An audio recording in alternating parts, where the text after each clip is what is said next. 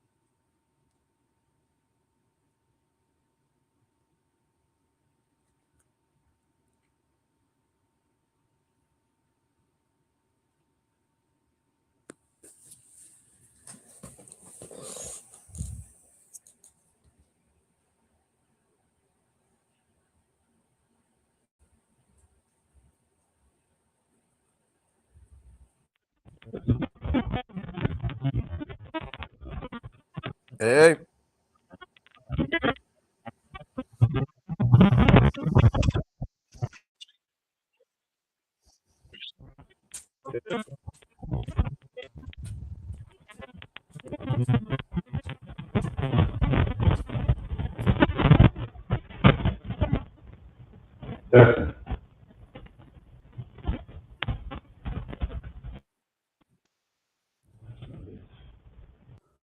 Testing. 1, 2. I can hear it.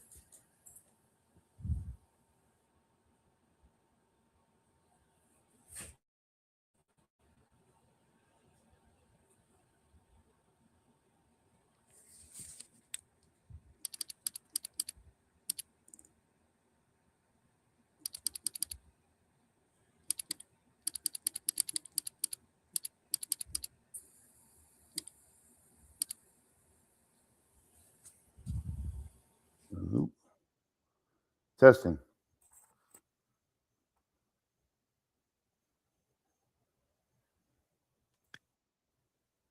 Well, hello. Testing. You hear me? Yep, I can hear you. What's up, Shadow? How you doing? Good. How's it going? So make sure you share this stream on your channel. You should be able to. Yeah, I did. I posted it up. Well, I mean, in fact, I think the broadcast might even actually still be going right now. I need to Okay. let me see if I can flip over without killing anything. Hang on.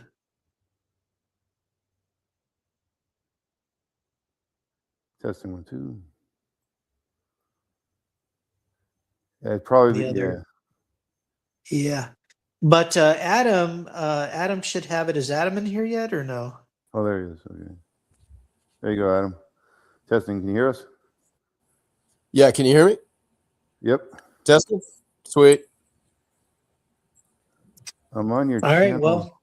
I don't see the live stream.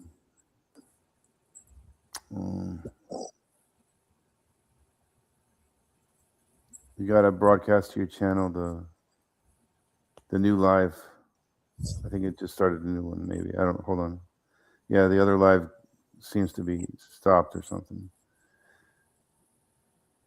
I don't know. Yeah, you don't invite me, John. Just do it yourself. Like I don't need my name on it. I'm just chilling. Well, once he adds this stream to his channel, you'll be showing up there anyway. Oh wait, you guys are losing me. Like, what do you mean? Like, I think this is your broadcast. Yeah, I know, but you can add this stream to your channel. It's enabled, so it stays live. You got to do it manually on the StreamYard app. Somewhere it says broadcast to my channel. Oh, okay. Yeah. This is new to me. It's all right. It's there somewhere in one of the settings. You'll see it. Just scout around for it. I was trying to get John to do this like half a year ago. I was like, we could set it all up. It'll be smooth. Honestly, we were just trying out YouTube's new system. It's still kind of buggy. Yeah, the thing about YouTube, it's I don't know if you can add. I don't know how to add users, other guests and stuff. So I don't know if you can add guests with YouTube. I don't know how you got in there. How did that work? I don't know. Was there a link? Yeah, I can run it down for you. How it works is John goes live. from his regular YouTube menu, like the app, like in your phone. And on the phone, you just send a link, and we've been doing it through email because for some odd reason, I can send John the link from my live to his phone, but he can't send it from his phone to my phone. The link won't go through and get sent to me. So we've been doing it through email. So you click on the link, and then the host lets you join, and then you have the option to go live.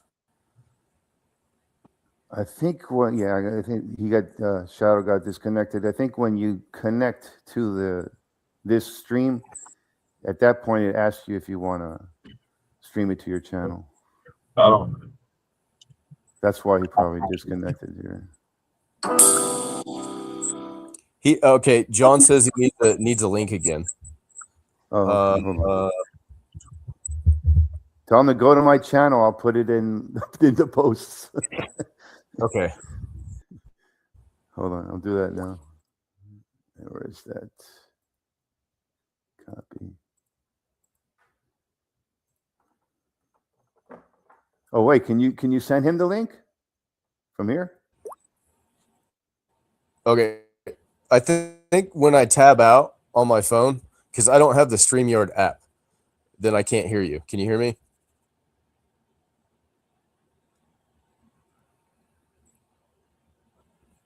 Test.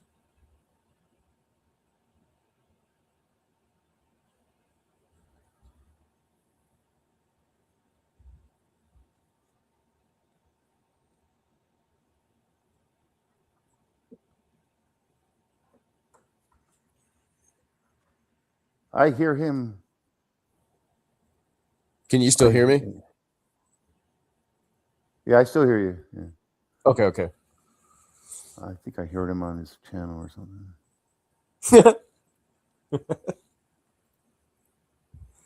He's still live.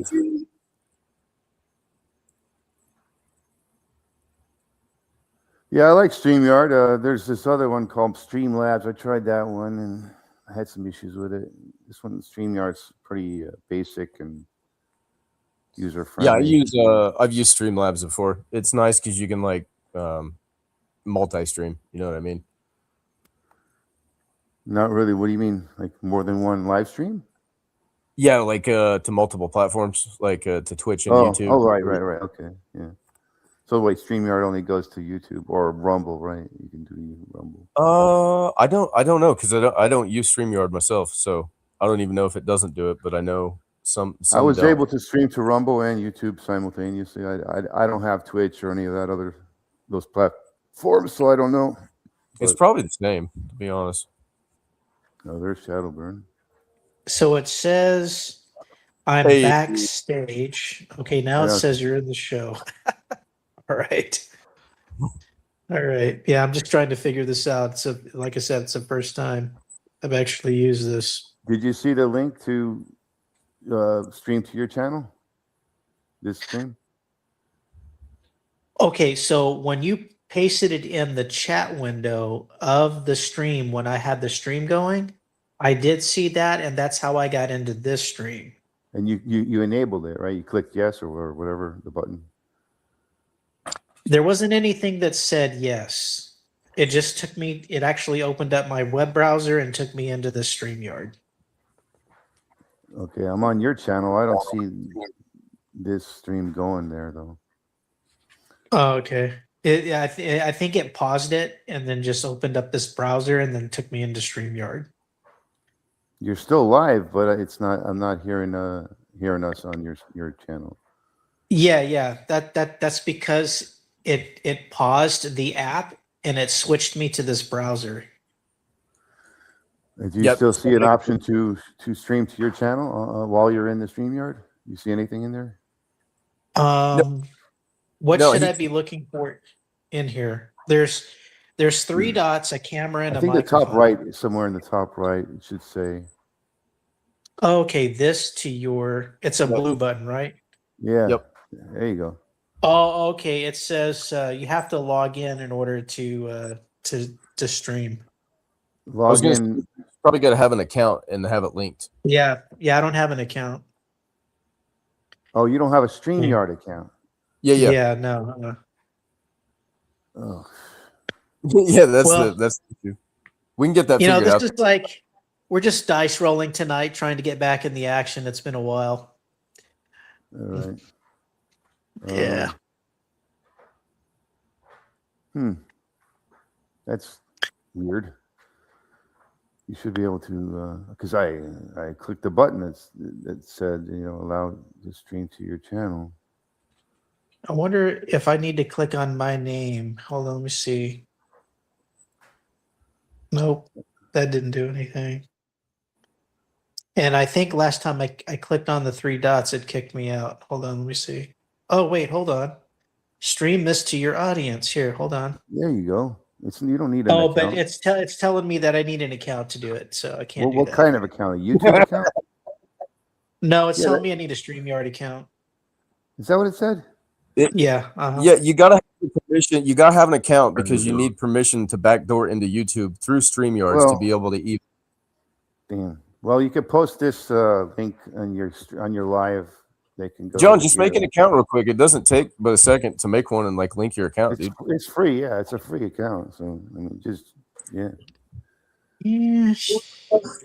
I'm just saying you get 40 hours a month for free of streaming. Yeah. So you might as well use it. It's free. Oh, it's Totally okay. free. You know, I kind of already like set the expectation with my client base that hey, I got a Michael. yeah, How you do? we got somebody else on. Yeah, Hey, that's what's going on? John, I'm telling you, it would be easier for Steve, people to probably make an account and join us in here. Like we could do this thing. Yeah, my mic ain't that good. I'm on my laptop. Hello. How's it going, guys? Hey, John. It's a long time. What's going on? Not much, man. Yes, sir. Welcome to the party, man. we gotta thank Mike for this one. Yeah, Mike's good at this stuff, man. He's got a good. I like StreamYard. It's pretty good. I'm telling you, John, it's easier for people to do it What's this up, way. Mike? What's up, man? Yeah, I was listening to the stream. It was getting interesting, but I'm glad we're all here now. Now it can be even better.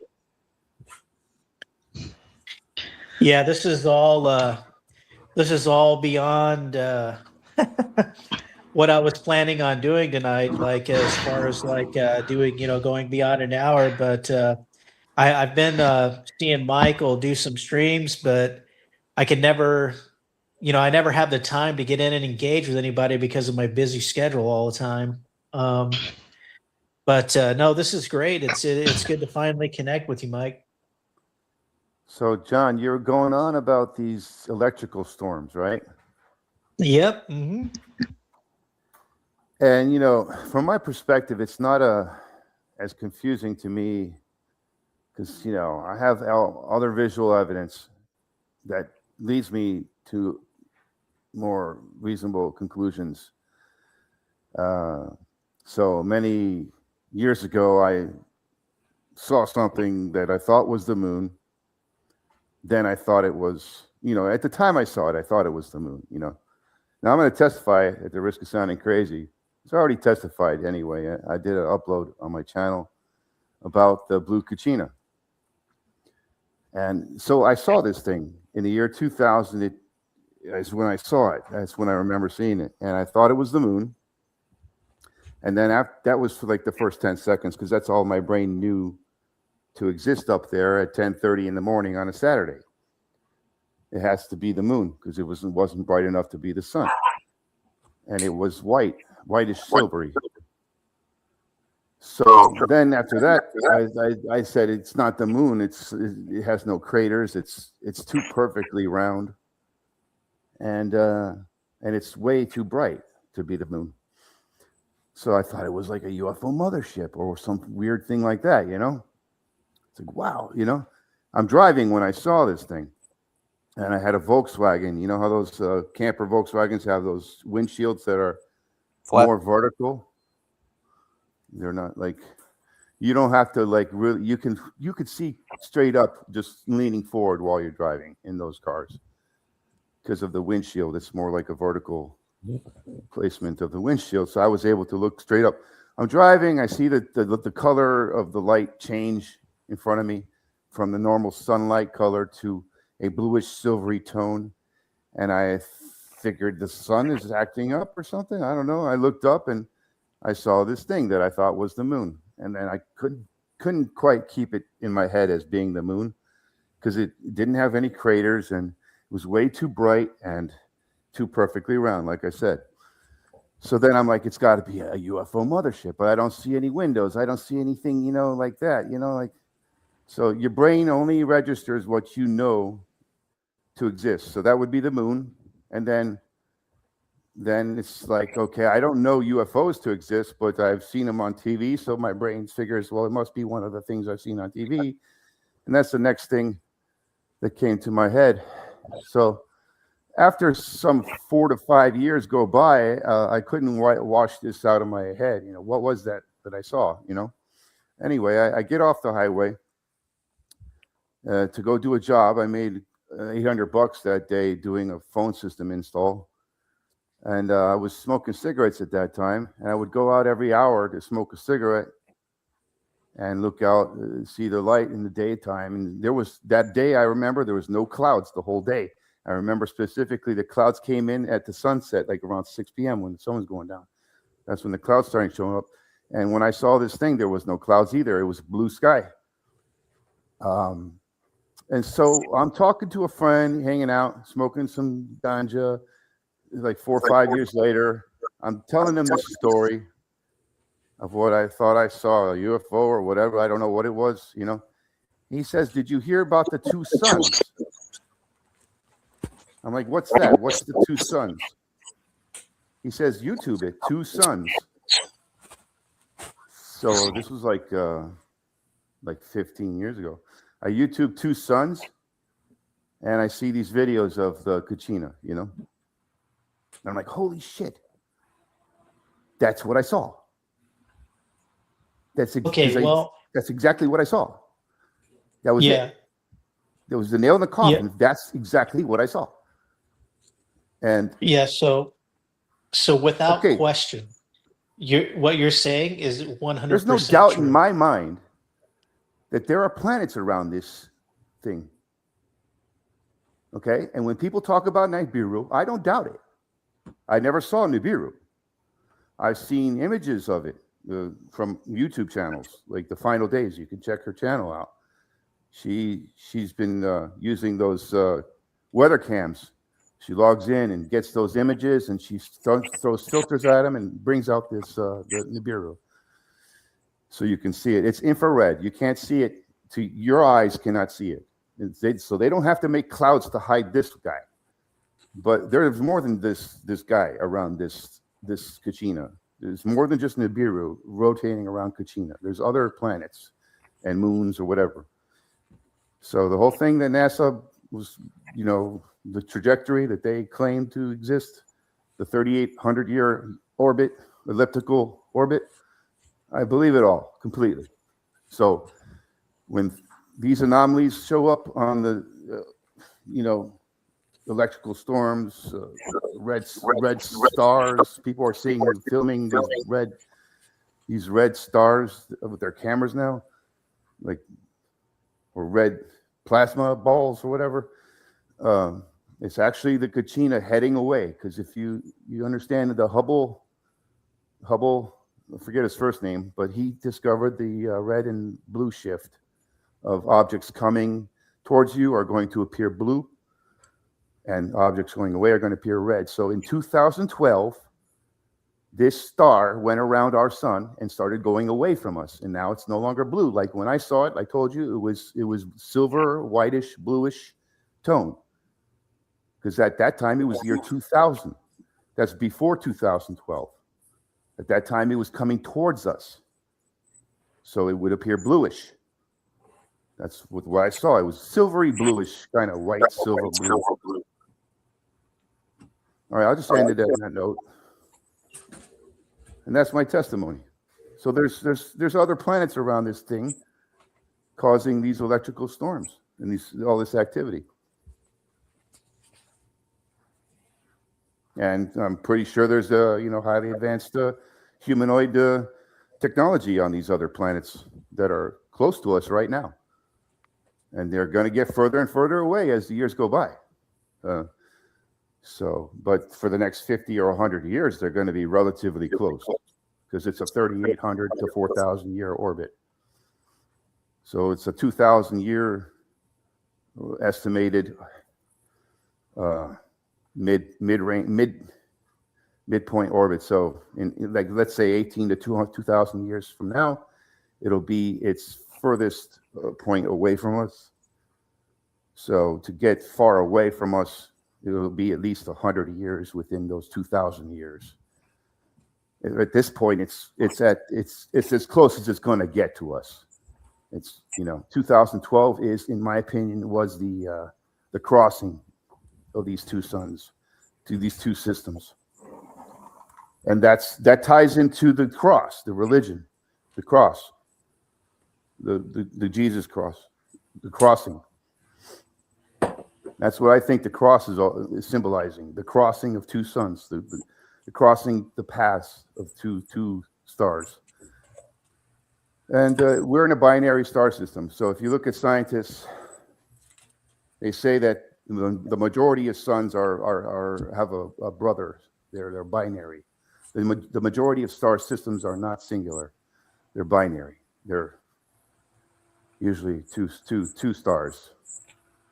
The ones they're finding today, are not just one star by itself. There's two of them, 9 out of 10 times. So that's it for me on that topic. And that's my testimony. So there you have it. I think that's very very insightful. And I don't have any disagreement with any of that. I mean, we're speaking the same language. Like, you know what I mean? Right. So yeah. Like I've done a lot of video documentation with a lot of this stuff, but like I said, like I've locked up a lot of the content because of all the controversy on YouTube. Mm. And yeah, that doesn't bother me. they can ban me if they want. Yeah. Well, one last thing. One last thing. Let me just mention that I started to study the Hopi Indians after this realization that it wasn't the UFO mothership, it wasn't the moon, it was the Kachina. It was this blue star. I started to study blue stars. So then that led me to all these stories the Kachina, the Hopis talk about. And one key thing that struck me is like just even made it more affirmative than it already was. That what I saw is they said that this star tends to show up around the turn of the millennia. And I said I saw this thing in the year 2000. That is the turn of the millennia. That's when the millennia, go from, they turn. Yeah, that's interesting. So that was 2012. Well, you know how it goes, right? There's their reality that they want to impose on everyone else, and then there's the reality. Hey, you remember when they said the world was going to end in 2012? That Mayan prophecy? Yeah, that's just a disguise. They're not telling you the full truth. They're just trying to let you believe what they want you to believe. Something. Well, the world didn't end like we thought it would, but it did change a lot because we've changed quite a bit since 2012, even since early 2000. Right. I mean,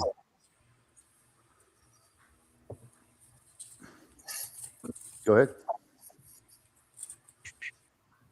Well, consciousness definitely isn't flatlining. That's for sure. Yeah. Oh, yeah. You bring up consciousness. Now, let me say another thing.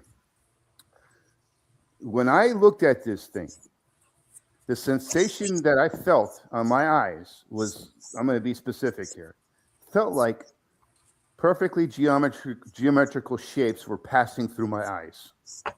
and it was painless. It was like, in fact, it was soothing. It was feeling good. I mean, I felt good. It felt good. The light felt good. So then I looked up, okay, what is Kachina? What is it really? It's a dwarf star. Okay, I'm like, okay, what's a dwarf star? I started researching dwarf star. And I look at what the scientists say about dwarf stars. And the scientists say that the dwarf star light is known to be the most pristine light wave in the universe. So then I'm like, oh, so that's the light that heals. That's the light that heals, you know? And not only that, when you bring up consciousness and awakening and all that stuff, this light also enhances your intelligence. Like it brings up your intelligence because it just does something to the DNA. It heals the DNA, okay? It restructures the DNA. In my opinion, that's what it does. So Different it radiation. does more than just heal. It does stuff to your DNA. It evolves you. It evolves your DNA. It's an evolutionary light wave. It's the main cause of evolution on this planet. Every 4,000 years or so, this light comes through here, and the creatures evolve a little more. And that's how we got to where we got today, over the billions of years. That's how we got to this level. As you could attribute it to the Kachina, to our evolution. Is I'm not saying I'm an evolutionist or whatever. I don't want to get into that controversy. But that very moment in time that you're describing right there, back then around the time you're describing, and this is all on record too, by the way. what, 2000? What the part like you're describing with seeing the geometric shapes, quite specifically those I didn't shapes. see shapes. I sort of felt them. It felt like shapes, you know. Yeah. Well, I actually had seen hexagons. I could see, like, in the air, in everything, at a certain time of the day, hexagons. It's almost like if you're looking at like a bee's nest or a hornet's nest or a honeycomb. I could see that everywhere. No matter where you're looking, it's like everywhere. Like we're in some giant energy web. Some But people are all more of it, visual. They see things. I'm more audio. I don't know why. I just don't see things. I hear them or I feel them. Other people see them. but I did document that, and I did document that in some cases with the pressure of the light that was in the air, you could actually see impressions of hexagons forming. In fact, there were some periods scientifically documented, around that time several years ago, where they had noticed that the pressure of the light was actually creating honeycomb patterns in some of the deserts. I saw that in I like don't know 2000. if you. Yeah. So, there's also a time like when this phenomenon really started kicking off a few years ago. I was documenting that these different frequencies of light that were being emitted were having a very strange effects on different materials. Like some elements were heating up and getting hotter than others. Yep. Very well documented though. Materials. Yep. For instance, you could go out and touch a metal fence post, and it would be cold to the touch. But if you touch the surface of wood, I was measuring temps of almost 90 degrees. Oh, that's strange. Yeah. Yeah. It's a very, very strange phenomenon. Yeah, I would have to like unlock some of those videos, but a lot of that, like I really had to put it up because stuff started getting a lot more interesting with microwave frequencies around the time I was trying to release a lot of information that was going on. But yeah, I still have the evidence, but what does that say? Even if you have all the evidence, it's honestly having the evidence doesn't mean anything today unless you can stitch it all together and it's supposed to mean something at the end of the day or at the end of the month or at the end of the year. That's the problem with authorities. Yeah. They're their only voice. Yeah. Yeah, that's why it's good that we can get together and talk. We can share our own experiences with each other, things that we've seen and been through. Like I remember when John was doing that experiment with the thermometer and the sun, and it was like way hotter than in the direct sunlight than it was in the shade. It was like right. Allow me to explain why you're experiencing more heat. Because light is heat. Right, you got two suns now, not one. And remember, this thing came close to us now. It's close. It was far away. Yeah, there's the infrared spectrum. That's Yeah, heating and everything it makes you up. wonder if it's being So you can throw global warming in the garbage. Stuff they're Don't spraying in believe the that atmosphere, because there have been spraying in the atmosphere nonstop since I can remember. I started noticing around like 2012, 2013. It was before that. Like it wasn't as prevalent. Oh though. yeah.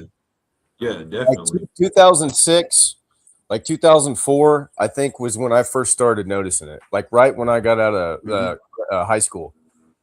Yeah, they've been spraying and making clouds. It freaked me out when 60 I started years noticing ago. it. And if you want to be on the path of why did they start that at that point 50 to 60 years ago? Because that's when this thing got close enough to be visible and to change the temperature on the planet. And that's at the same time that global warming propaganda began. And they started to blame global warming on us. It's our fault. We're doing it with the oil we burn and this, that, and the other. Now, there are 10,000 volcanoes on this planet. They never talk about volcanoes when they talk about global warming, do they? No, it's us. It's us. Let me tell you something. We don't even equal one of those volcanoes when it comes to pollution. No, they're trying to get rid of all the carbon, but one volcano erupts. When it comes to carbon, we don't even equal one of those 10,000 volcanoes. And not all 10,000 are above water, and not all 10,000 are erupting. Half of the ones, this is according to scientists, half of those are erupting all the time, and half of the 5,000 that are always erupting are above water. And you're going to tell me that we're the cause of the carbon? That's what volcanoes do. They spew carbon into the atmosphere. This is a carbon planet. They just want us to feel guilty, okay? About just about everything. No, I just want control. Well, because the more guilty you feel, the more control they have over you. Yeah. In game. Because you are a creature of compassion and empathy, and guilt is your driving mechanism of everything you do. Well, a lot of things that they did, we didn't consent to, but we're kind of just forced to go along with the ride. Like now we're learning how to prevent certain things from harming us and trying to protect ourselves from being in this so-called giant. Well, one thing's for sure: the Kachina is not going to harm anything. It's a healing light wave. Yes, it's man that's harming, not the Kachina. Well, I mean, no, that's what they want to set into your head with global warming and this, that, and the other. Like I said, volcanoes are the cause of global warming, and the reason the volcanoes are more active now, again, is because of this star system being so close, and all its bodies and all of its gravity around us is pulling and pushing the Earth, causing the activity. And every so many thousands of years, this activity increases, and it keeps the Earth from freezing over and turning into an ice age. It's needed. We need these volcanoes to stay active. If they went to sleep, this would be a frozen planet. We would be in deep shit. Well, I can say one thing is certain that everybody can see very clearly today is they got the clone labs running strong. They got a lot of stand-ins and replacements to a lot of people, and they definitely have a lot of topside bunkers going on right now. When you say topside, was that above ground? Yeah, Dude, That's everybody. right. They're called ready to go. They're ready to go bunkers. Yeah, like everybody's getting bunkers. Like it's a new thing. Like if you have money, you have a bunker. Like not just for like. But we're not just talking about for civilians though. We're talking about U.S. government and military. It's about like going down to Hollywood. You know, it's like you notice certain movie stars and stuff like what you just said. You know what I'm saying? I read a lot. I learned a lot about the Nibiru planet, and from what I understand, it's full of iron. That's why it's infrared. The iron is generating the infrared spectrum, and it's got a bunch of rocks around it already in its orbit, and so it's pretty much the cause of the comets and the asteroids and all that stuff. That's where they're coming from. They're coming from the Nibiru planet, the biggest planet around the Katina, and it's the one that's causing all the impacts. You want to stick on the impact topic? I can go a little further on this impact topic, okay, and tie it in with the Admiral Byrd's discovery of the hole in the middle of the Earth, the Middle Earth hole. And that is the center of the planet. That's the center of our gravity, and that's where all the objects go. They go there. Yes, the high mountain. A high mountain in the center of the Earth. Well, that's here's just my opinion on that. Yeah. So, well, there's a couple of things first I want to say.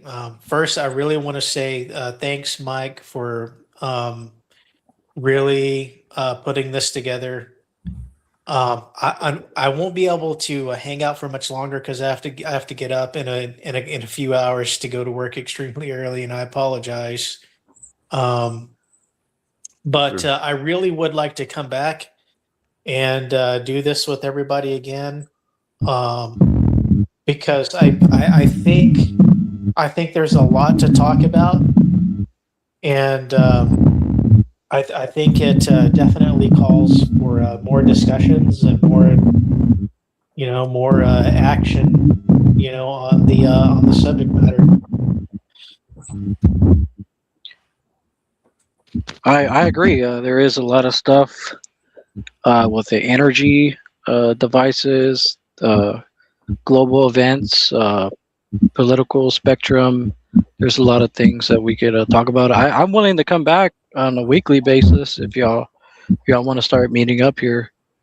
Yeah, that was the goal. The goal was to get out tonight and to kind of establish, a presence again. That we were going to try to just hold like a weekly conference podcast and just talk about everything.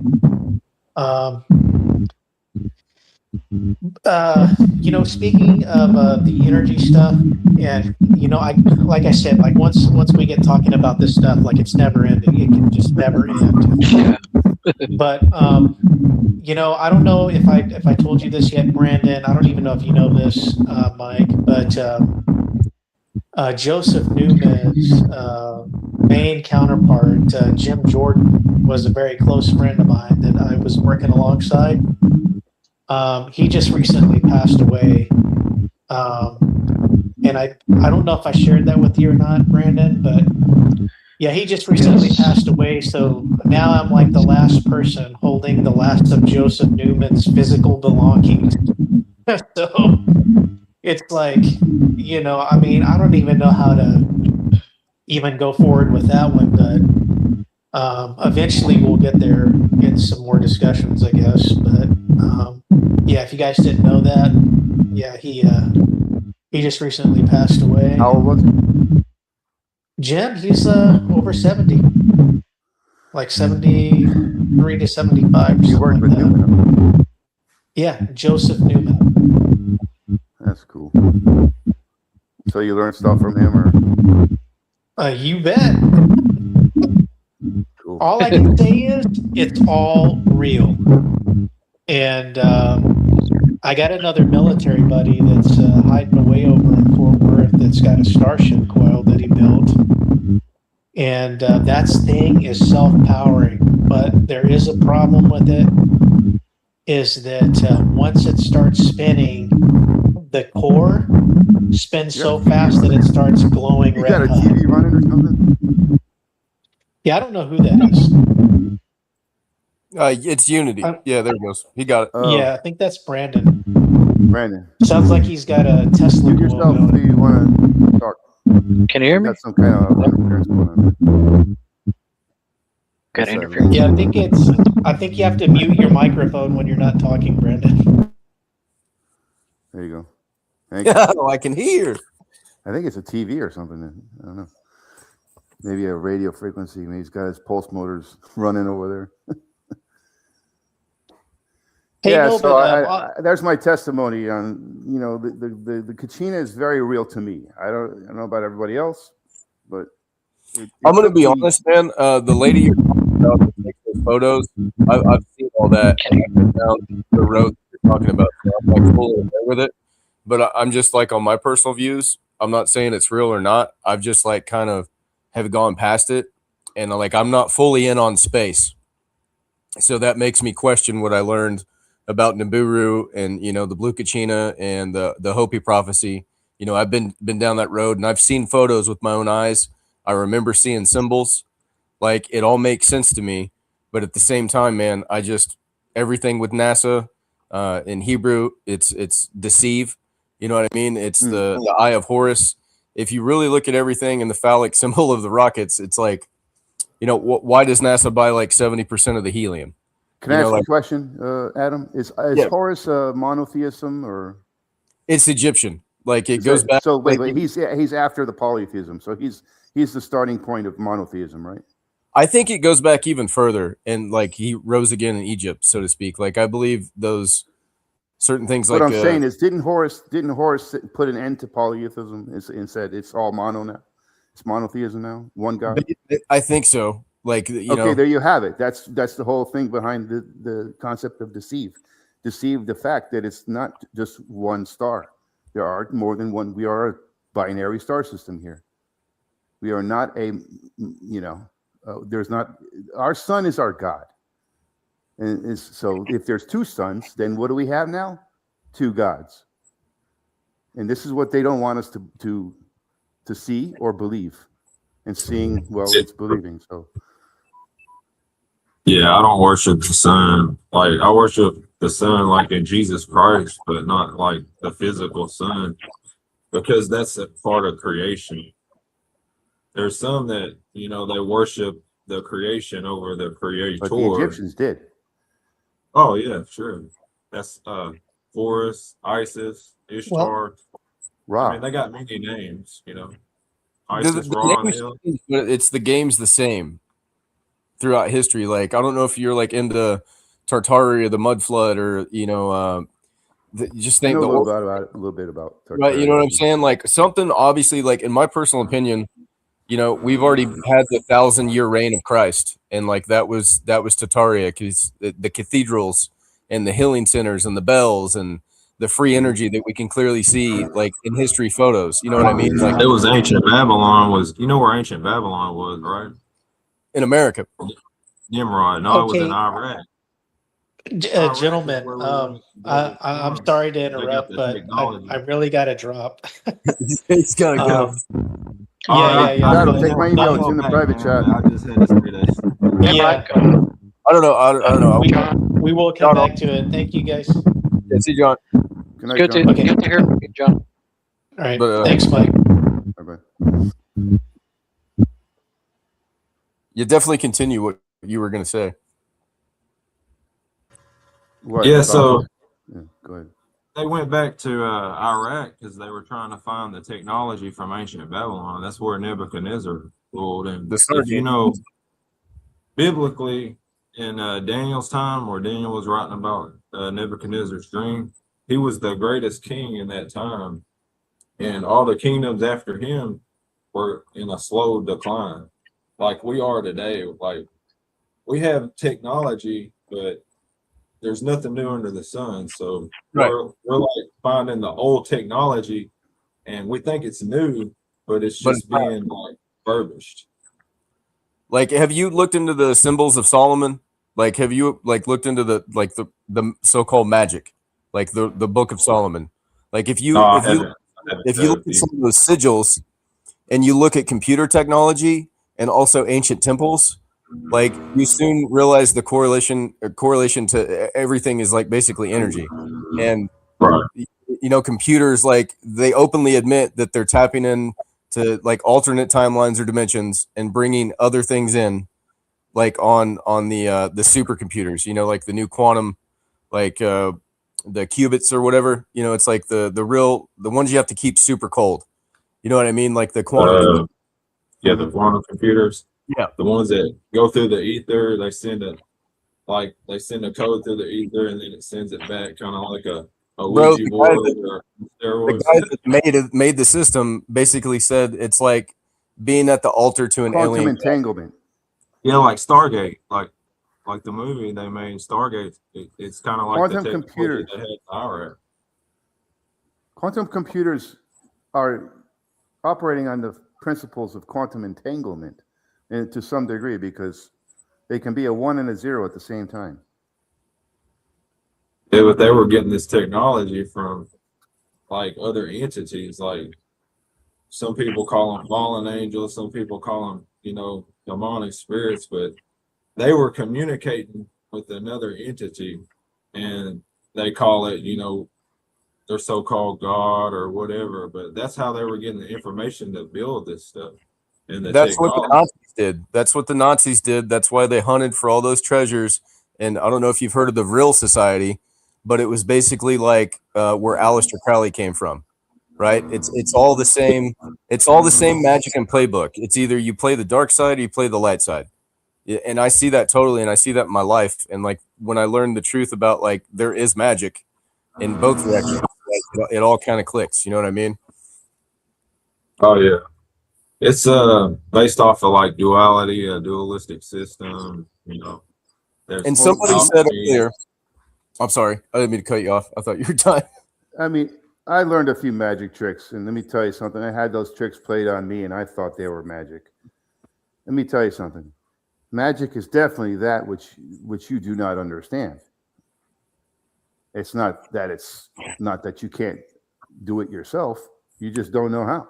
It's no different than doing math. You didn't understand math before you learned it, and math is definitely a magic. Whether you if there's any magic out there, it's definitely math. And of all the numbers, it's the number 9. Is the only number in the math that I cannot. I mean, I understand it, but I can't believe it. It's just amazing. If you look at the number 9, it's not like what you believe. You got to look at it as what a certain sect of society leans towards that always seems to be controlling everything, what they believe. And then the proof of the pudding is in the Epstein files through the kids, the trafficking. And ask yourself this: why does McDonald's not own any beef factories? Okay, but they own like 360 children's hospitals. Like, why do they find human DNA in the meat all the time? Like when they test, like it's an acceptable level, right? All I'm saying is when you start questioning things and understand like the real society and throughout history, and even way back to Solomon, as far as the history books go, there's always somebody trying to manipulate whatever we're in right now, like through ritual communication. yeah, but the world's full of lies, though. You got to admit that. So people like to tell lies. But there is evil. Even this McDonald's stuff could be a big lie, just to brainwash you into believing in their evil. If anyone's lying, it's the evil ones, and they want you to believe in their evil, even if it's a lie. What about the shot, the COVID jab? They just want you to believe in their evil. And let me tell you something about the evil ones. They're the most lazy people that exist. Okay, that's how lazy they are. They're not going to get off their ass and do anything that they say they're doing. They're some lazy. of them want control. You know, they want to control everything. They control with lies. That's their easy way. They got all the money they would ever lazy need, way. so they have all this free time to sit around and think about how to do evil things because they're not doing anything. It's a lie. Everything's a lie. They control you with lies. They can make the world. I get that, but they choose to do evil. So what does it do? It causes us problems. To tell a lie is evil. But it's the easiest evil to do is to lie. It's the laziest evil you can commit. Why they want to hold us back? Because they want to rule over us. They want to hold us back physically, mentally, spiritually, so they can rule. Their ultimate goal is to get you to lie too. But they're deceiving themselves. Because in the Bible it says these people are deceiving each other and they're deceiving themselves. The deception itself is nothing but lies. Because they can't see the truth. The truth ain't in them. Believe nothing you hear and half of what you see. Okay, from a personal experience though, like just on the basis of food and water, they would not be actively trying to put all the shit in the food that they do and spray everything they do with the food for good intentions. Like I have a water company, right? So I distill the water, remineralize it, and vortex it, and put it in glass bottles. If you saw what just came from 10 gallons of tap water, it'd blow your mind. Oh no, I distill my own water. I see it. I see the lead, the iron. There's an active reason why they're trying to dumb us down, fill us full of vaccines. And like you can say, you know, I get what you're saying, but also at the same time, there's real world physical evidence that what they are doing and promoting and putting out there is either actively killing people or just making them die faster. The whole pharmacia, the snake in the rod, right? That the whole thing, the whole medical system, besides like surgeons, is basically like you have to have a PhD to go in there and have a fighting chance. Like there's no money in healing somebody. The money is to feed us bad food and water to make us sick and keep us dumb so we don't know how to fix ourselves or get good food and water to not be that way. And once they get you on medication, it never heals you. You just progressively get worse and on more medications, and then you hit the slope. Well, here's the thing: pharmacological products are generally all of them are derived from plants, and plants are basically toxic. So they are the toxins on the earth. They generate toxins to defend themselves against animals that eat them, including us. And that's where these medicines come from. They come from plants. Let's not say, you know, we're not curing anything here. This is not medical advice and so on. But plants are toxic. They have toxins, numerous toxins in them. And they use these toxins to shut down your liver, because your liver is constantly cleaning itself and trying to get rid of toxins because you've been eating plants, and it's trying to get rid of those plant toxins. And that's what's making you sick. So they give you a stronger plant toxin to shut down your liver, which is currently making you sick. Your liver is trying to detox your body, and that's what's making you sick. The toxins coming out of your liver into your body is making you sick. So they shut down that process by giving your liver a poison to basically turn off your liver. A stronger plant toxin will shut off your liver and stop the liver from dumping these toxins into your bloodstream, making you sick. And then you will feel better from these products because they'll shut down your liver and stop your liver from dumping toxins into your bloodstream. I'll say it 10 times, which is making you sick. And I get this information from a very bright doctor named Dr. Garrett Smith.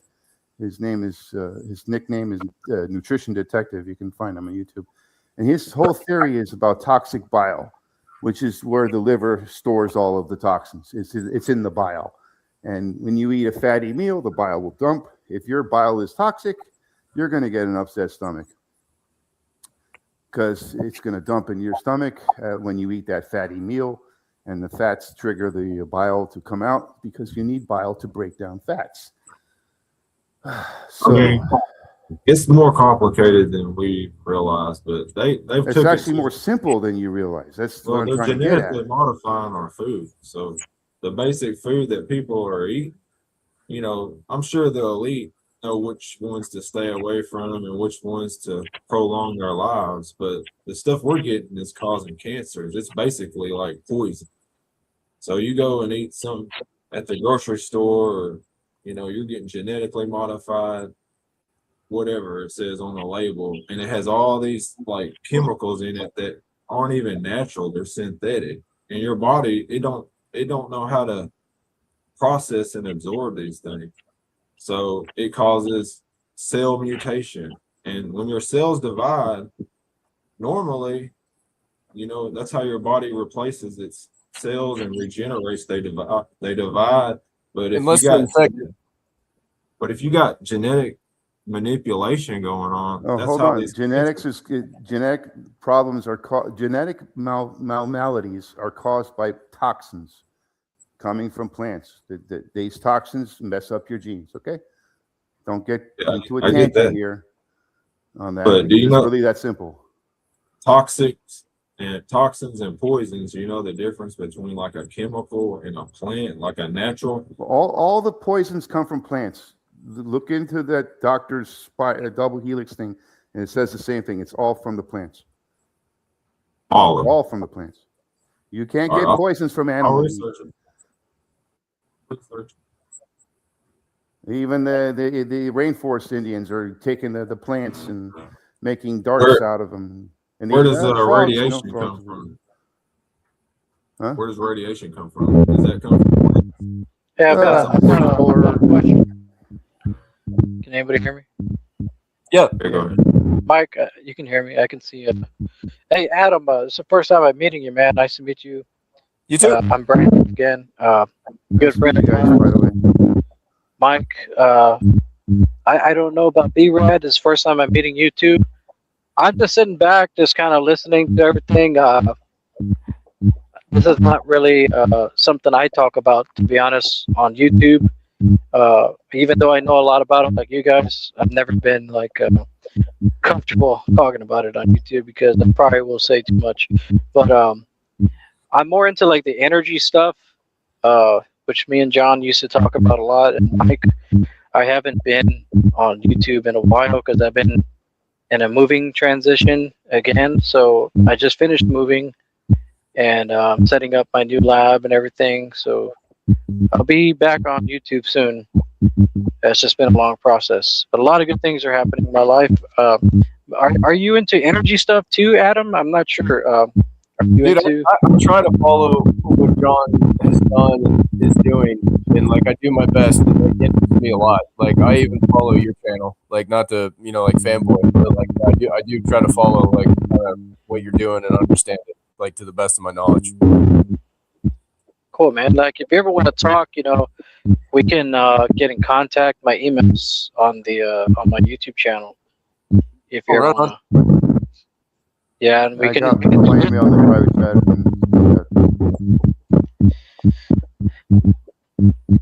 I just wanted to throw that out there for anybody. Doesn't matter. Yeah, I'll Yeah, never we do a lot of energy research on this channel primarily. So I didn't mean to interrupt. Go ahead, man. I just want to introduce myself to the new guys because I haven't met them yet. Yeah. You guys are interested in the health issues going around, and I can understand why all of us have something going on in that area. And, I've been looking into the health issues for close to 30 years, and then my first stop was plants, and my last stop was get away from those plants after all this research. The less plants I eat, the better I feel. The less plant matter, that is, I can go on all night about plant toxins. I've learned a lot from this Dr. Eric Smith. I don't know why. Like when you're talking, Mike, or anybody's talking, when I unmute my mic, my logo like looks like I'm talking when you're talking, but I don't know how that's happening, to be honest. I don't have anything else running. I'm just on my phone. But yeah, about the plants and stuff, I mean, yeah, Mike's very, very knowledgeable about that. We've talked about that. I've got a couple of health issues. He's pointed me in the right direction, but I haven't actually applied them, but I will pretty soon. I found out about some probiotics today, so I'm going to go buy some probiotics pretty soon. Get L-Ruterite. L-Ruterite? Yeah, get that. They sell that at Walmart, or you gotta order it? Yeah, it's very common. You can find it on Amazon. L-Ruterite. I will catch up by that stuff. You'll find it. That's a good one to get. It's just it's one of the probiotics that we all lost it from either antibiotic dosing that or just antibiotics in food supply and kill the L-Ruterite. It's very important to have that in you. It's like a cornerstone of the probiotic. It's the one probiotic that helps all the other ones establish a baby. Yeah, definitely. I'll check it out, man. I haven't been on a live stream in a long time, so You I don't know. pylori. It's a parasite in all the food. Meat, H. pylori? Yeah, it's very common parasite. All you gotta do is get it. And you can with L-Ruterite, it just drives away the H. pylori. There's no place to live. So take the L-Ruterite better in the stomach because you're knocking out the pylorides that are in you.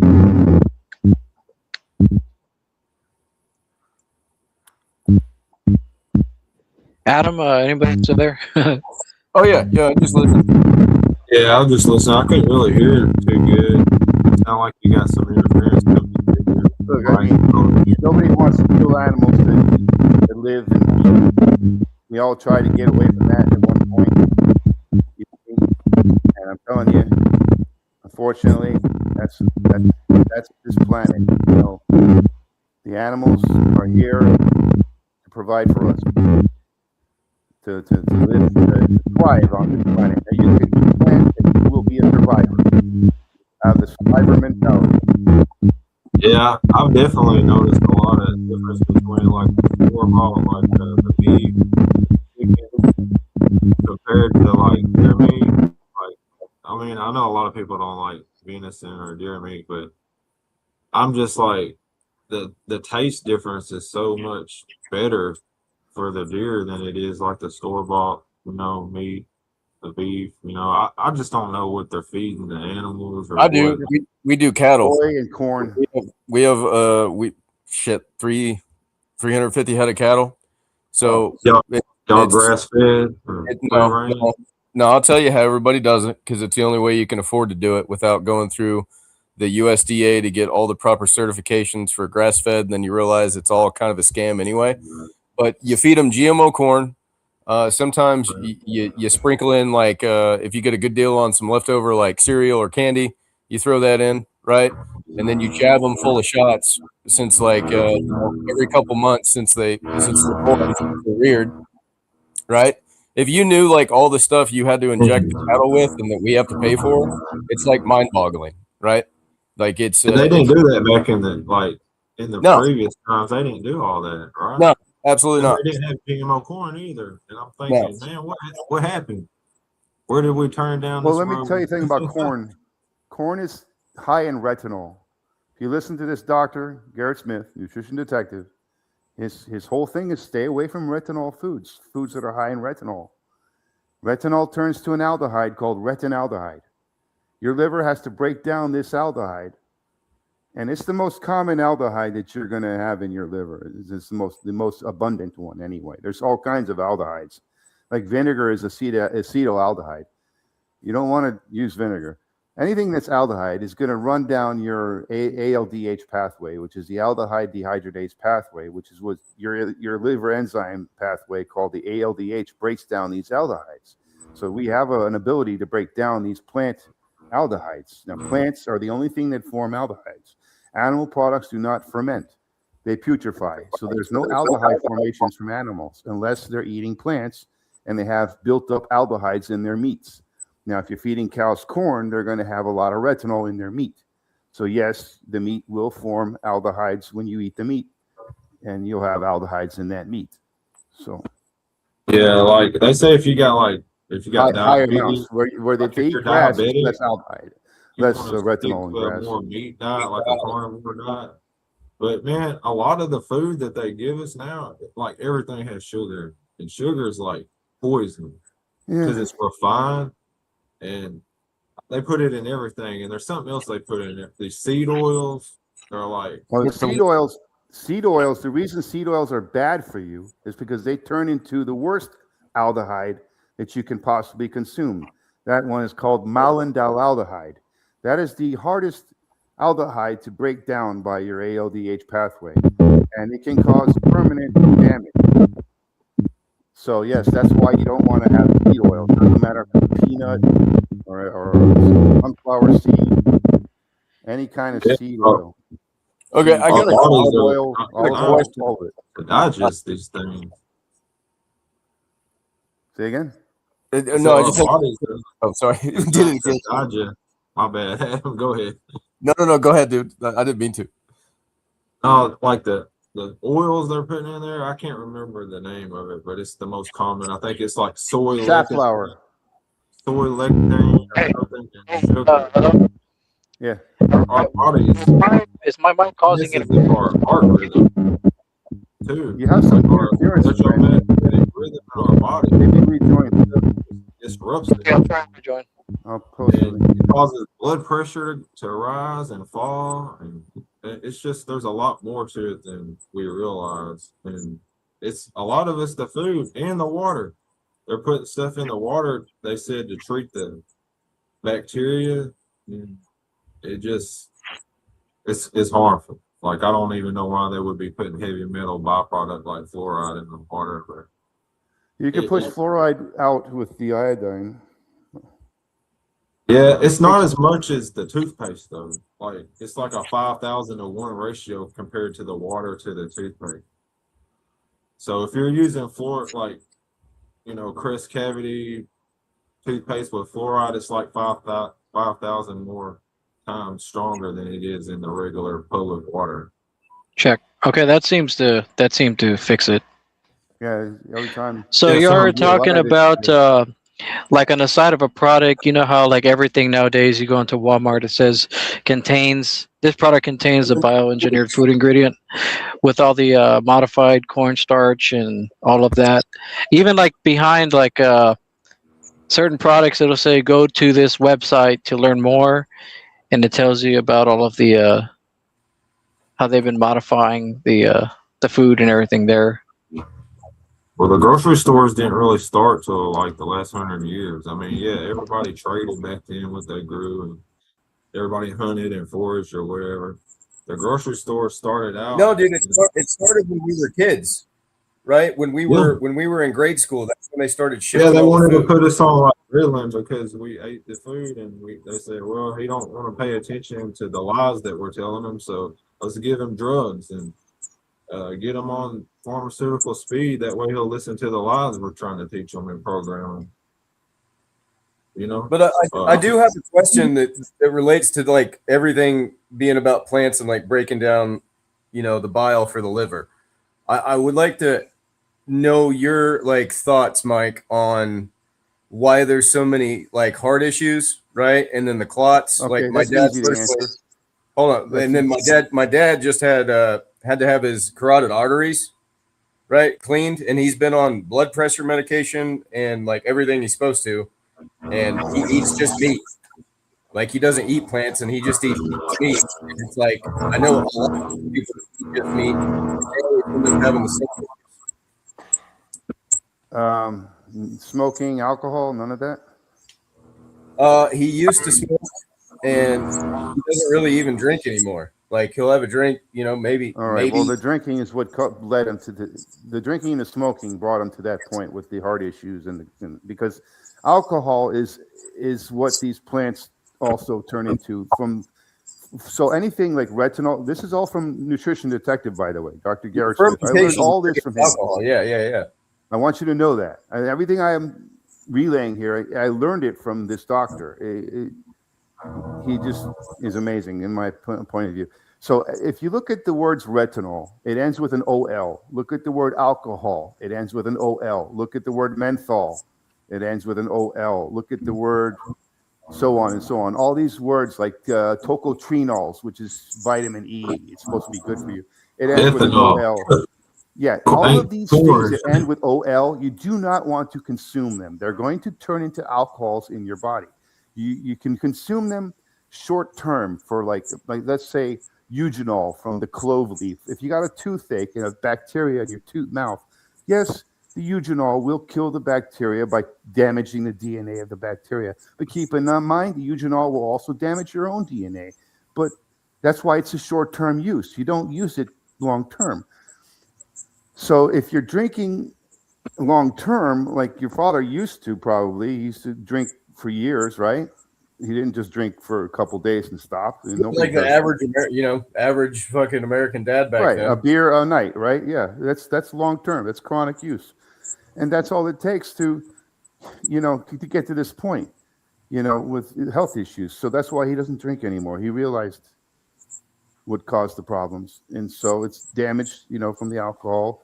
The liver has to break down these alcohols. Wasn't the clots is what I'm asking? The clots, okay, here's how the clots form. When your bile gets toxic and it dumps into your stomach, it starts to eat holes in your stomach, and then it leaks into your bloodstream. And it causes chronic inflammation. And these toxic biles leaking into your bloodstream will inflame your arteries and veins. They will also create holes in your arteries and veins that then you have to clot those holes. Every time you have to clot something, you create a clot. The more clots you create, the higher the risk you are of having clots that get out of control. So the only thing that I used, I had a DVT in my left leg that actually, if you want to hear this quick story, I'll run it by you quickly. I started megadosing vitamin D, which is cholecalciferol, which is not good for you either. It's an alcohol, cholecalciferol, OL. So I believed in the vitamin. I made all the mistakes. Okay, choline, all the mistakes. Cod liver oil, it's all bad for you. Cod liver oil is full of vitamin A or retinol.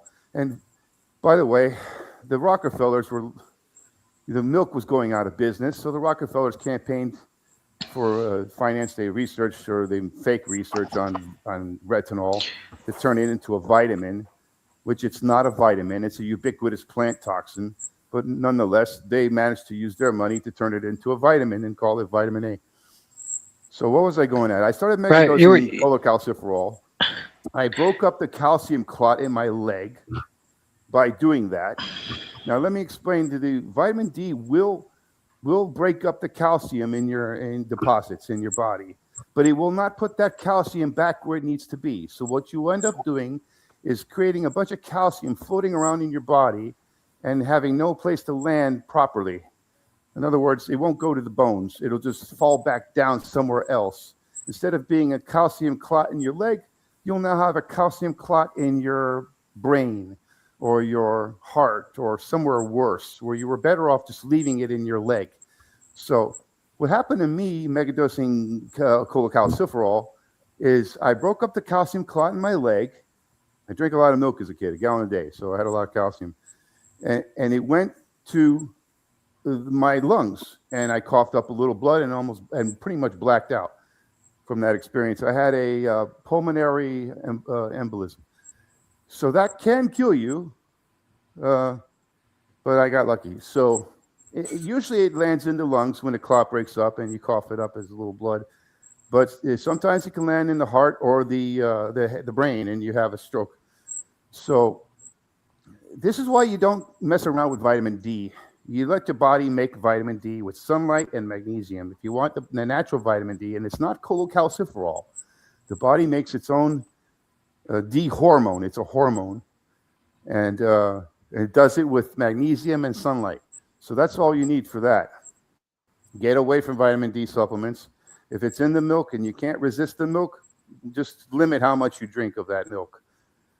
Because milk also has a lot of retinol. It's the major source of retinol. Eggs, milk, corn, and ham, pork. Those are the major sources of retinol.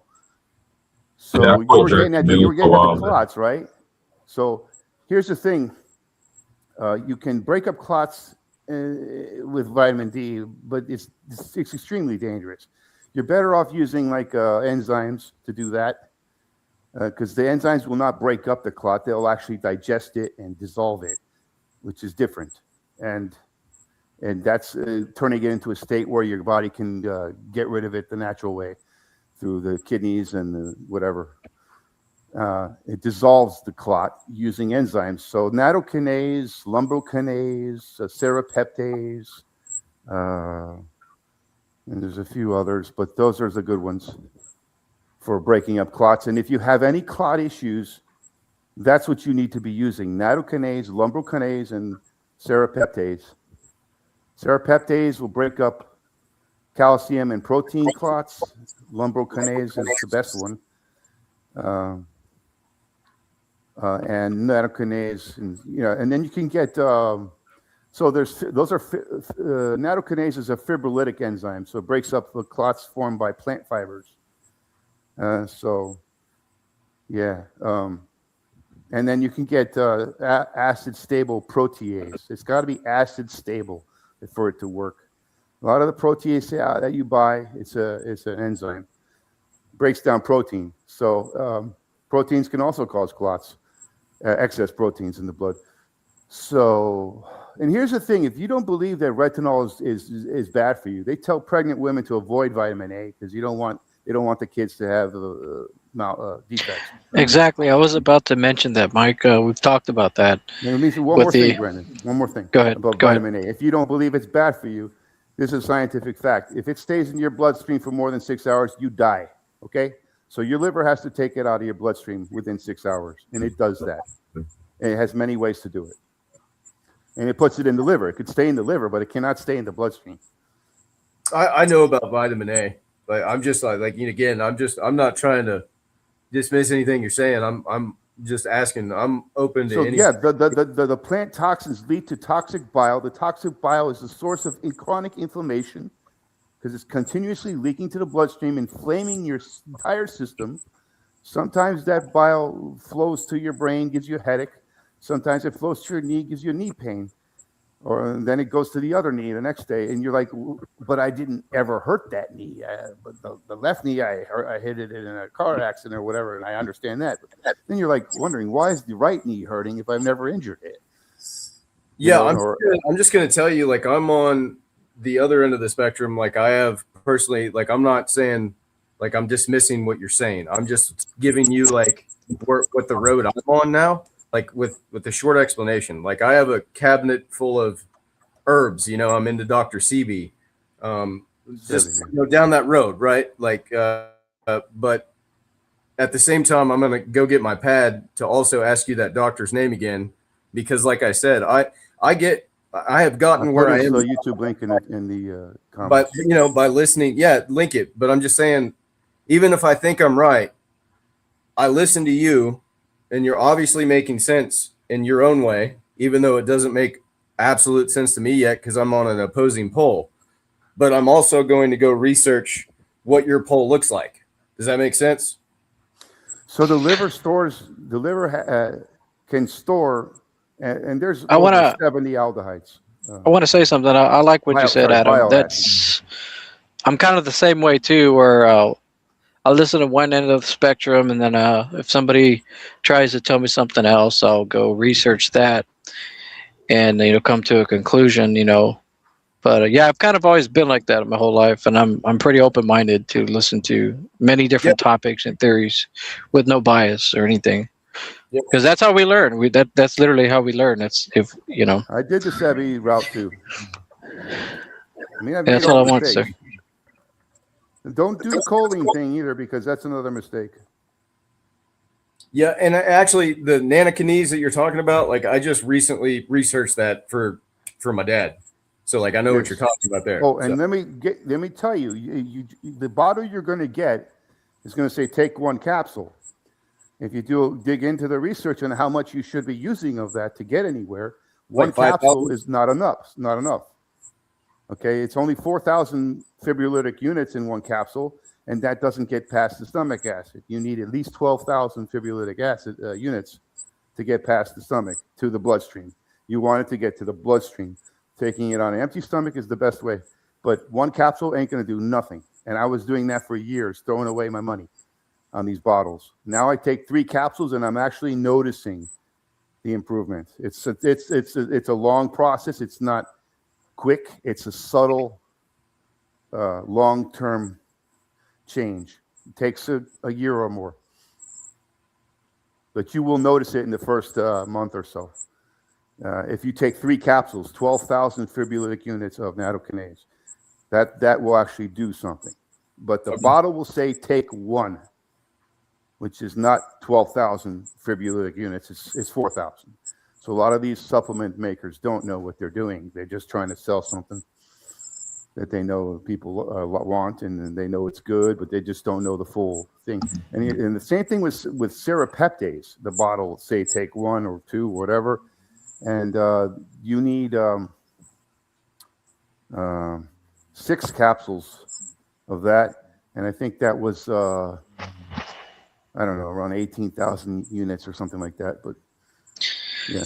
Hey, Mike, I've got a question for you.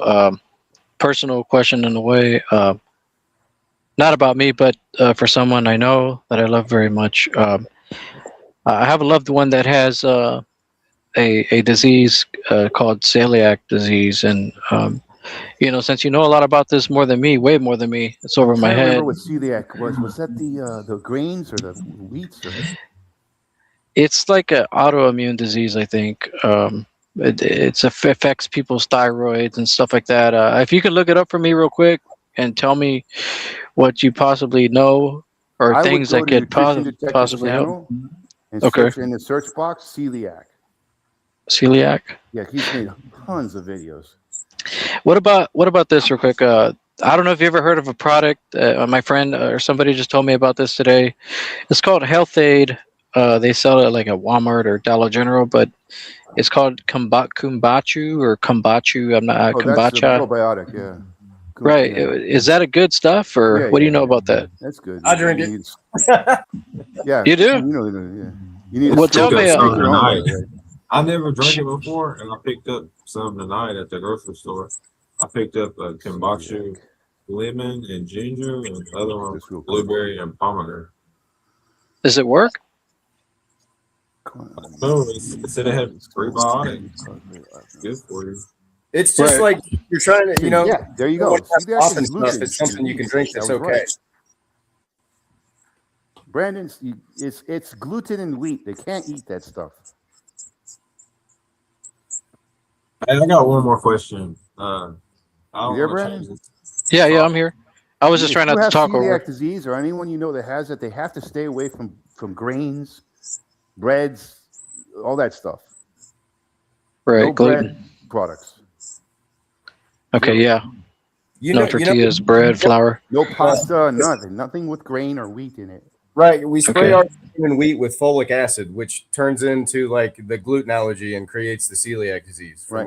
And folic acid is not folate. You don't need folic acid. Folic acid is toxic to your body. It's poison. Yes, it's toxic. It's not good for you. It should not be in a vitamin pill like they put it in the multivitamins. They put folic acid. It's no good. Do you think there's cures? Folate. You think there's cures for things like that, Mike? Say again? Do you think there's cures for diseases like that, like celiac? It's stop eating what's called. It's the food. It's the plants. Look, bread is a plant. It's a grain. You know how long we've been crossbreeding grains? 10,000 years. And why? To make them safer for us to eat, because they're toxic. We're trying to make them less toxic. That's why we genetically crossbreed plants for 10,000 years. We're still doing it today. We started genetically crossbreeding grains and wheat 10,000 years ago. That's a fact. That's when the beer started, beer brewing and bread making. Like a Native American, ago, and you go back to the Native American times, dude. Like they followed the buffalo for a reason, but they use grains and bread to make it to the meat. Yeah. They didn't have the same plants grain. are survival food. When there's no meat, you can survive on plants. You don't want to die now from starvation. So you gotta have plants for those rough times. But it's not. What about fruit, Mike? Where you at on fruit? Full of fructose and fruits. You know, they turn into alcohols big time. You eat too many fruits, you're going to have an alcohol factory forming in your gut. You know. Can you get drunk off of it? No, I'm just kidding. Yeah, they do actually. Those monkeys eating under the fruit tree, that fruit they eat, they get all drunk because they don't have the enzyme to break down that.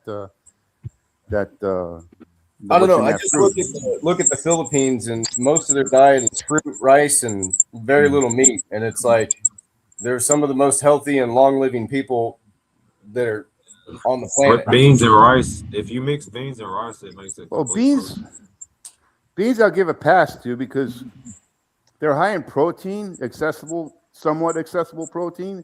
Now, if you boil them long enough and you break down the lectins enough, the starch. Yeah. No, the beans, they have lectins. Yeah. That's the toxin in the bean, the lectin. And lectins will make holes in your stomach and they're toxic. But you can boil the lectins down to a minimum. You can never boil them all out. There will always be some lectins, but you can bring it down to a low level that your body can deal with. And when you do that, then the proteins are left behind. And that's why beans create longevity, because let me explain to you, protein. Your body, when it comes to detoxing everything from heavy metals to general toxins and biological toxins or whatever the toxin is, your body uses protein to do that. That's its primary element for detoxing is protein. And it uses a specific protein to do that. And it makes this protein out of other proteins that you eat. And it uses zinc to turn the other proteins into this protein that you use to detox. And that protein is called collagen. I have all this stuff in my head. These cornerstone things to know is the only kind of stuff I remember that I never seem to be able to forget. Is the key stuff you need to know.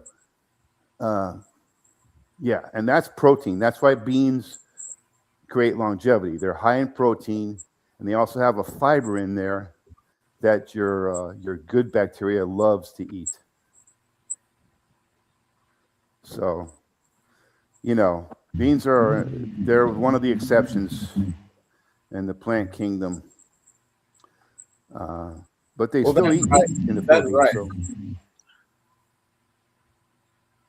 Right. So. Rice is good at absorbing arsenic out of the ground. So of all the plants, rice has the most arsenic. I don't know, man. But again, if you have enough protein, you can get the arsenic out. It's not something you want to eat like all the time, but every now and then I think it'd be all right. Might help you clean out some other stuff and pull out stuff out of your body. But I mean, I've researched it a lot about different foods, and you know, to me, my opinion, I'm not saying anybody else, but I think rice to have like a balance, maybe like a little bit of plant, a little bit, you know, vegetables and fruits and meat, but too much of anything probably ain't good. You need to have a moderation, but a healthy choice that ain't altered in any way. But I mean, I ain't trying to change the subject, but I want to talk about the energy thing too. Like, do y'all know anything about like energy and frequency, how it can change the structure of like water and stuff and like our bodies? Oh yeah. Yeah, I haven't played with it a lot, but Mike Faraday for sure has delved into that. It's pretty good. Is it psionics? Somatics. They use piezoelectric transducers to and multiple different frequencies onto like you put like I don't know how they really do it. Mike knows more, but I've seen the videos, and they like pulse the water at certain frequencies, resonant frequencies, and it'll structure the water molecules. And yeah. Have you seen like say you go through town? Have you seen a water tower? How they have like the same panels for the cell towers on the water tower? And they said, "Whoa, is that one of those? Is that one of those bowls, Mike?" That's the tuning fork for 432 hertz. I use it to tune my guitar with this. To 432. Oh, nice. 440. Man, I haven't heard you play in forever, man. Oh, I need to get on and start playing. I play too, Mark. Bro, I've been checking out Oh, yeah? guitar players. They just depress the fuck out of me, man. They're so good. Are we? Wait, who said you play guitar, B-Rad? Yeah, a little bit. I mess around there. I'm not like great. Cool, I've man. been playing for a long time, but I just Adam, like to get play. do you play anything? Dude, I have a guitar and I haven't picked it up in way too long. We ought to get on, like just a jam out kind of thing one day. Anyways, that'd be fun. Dude, I'm gonna Brandon, check out Jack Gardner. Jack Gardner. Is he a guitarist? Yeah, just you watch them play and you'll never want to play guitar again. Oh my god. No, I'll never give up, man. I know there's a lot of damn good guitarists, even some that I've met personally in my life that have mentored me back then when I was learning. And I look up to people, man, that are just rich in knowledge. I really like to learn from others. I grew up as that kid in school hanging around all the guitar dudes, and we'd be like learning stuff and learning off of each other, like. But yeah, I've been playing for like 25 years. So I play 5 instruments actually. Got me on the frequency, like researching like how our bodies are electromagnetic. And B-Rad, back in the day, B-Rad, talking about tones and frequency. B-Rad, listen, back in the day, when the Baroque and the classical music was being performed live, they interviewed people and said, "Why do you come to these concerts?" And most of them said to heal, to feel better and heal. And those classical performers were tuning to the 432 A instead of like we tune to 440 today. Who changed it? Tell me. Right, that is very true. I've known about that for years. Who changed it? Tell them. Germany? I'm it? not sure. I think It was after World War II, I think. It was the Rockefellers. Well, there you go. Right, the Rockefellers. You're right. I didn't know that, but you're right. I think you're right about that because I did hear something about them. And yeah, they've studied them like where different frequencies make different patterns. Like they put sand on a speaker, and but the question is why? Why? What's their reason? I know it's not for there's good a reason, lot but more what is to the it. Hold pattern? on. I have the answer. Well, think about this. Like y'all were bringing up like Tartaria back then, and they destroyed all of the bells, that were tuned to certain frequencies. There's like all these land. I got it. Yeah, like that. Like that's one of them. Energy family, right? Oil. Hold on. I got this. Raise my hand. If you look at the cathedrals and you look at the symbols in the windows, like those aren't actually windows. Those are frequency generators. Those were places to go and heal with frequency. Right? They put the pretty glass plane and stuff over the pattern, so you'd be like, "Oh, that's a pretty window," not, "Oh, what does that pattern mean?" Because it all goes back to what we're talking about through like the frequency. Like you can put the sand on a plate and turn the frequency. It makes some of these symbols. That's the star force. Right. Yeah, you're totally right about that. I've been I've watched a lot of that. I've watched My Lunch Break quite a bit back then, and I haven't had time to watch all this new stuff. But I've watched a lot of channels that have to do with the mud flood. And all of that research is very fascinating to me. Yeah, but to wrap it into why they use the frequencies, like I'm telling you, like I've heard and studied things where I hear, right?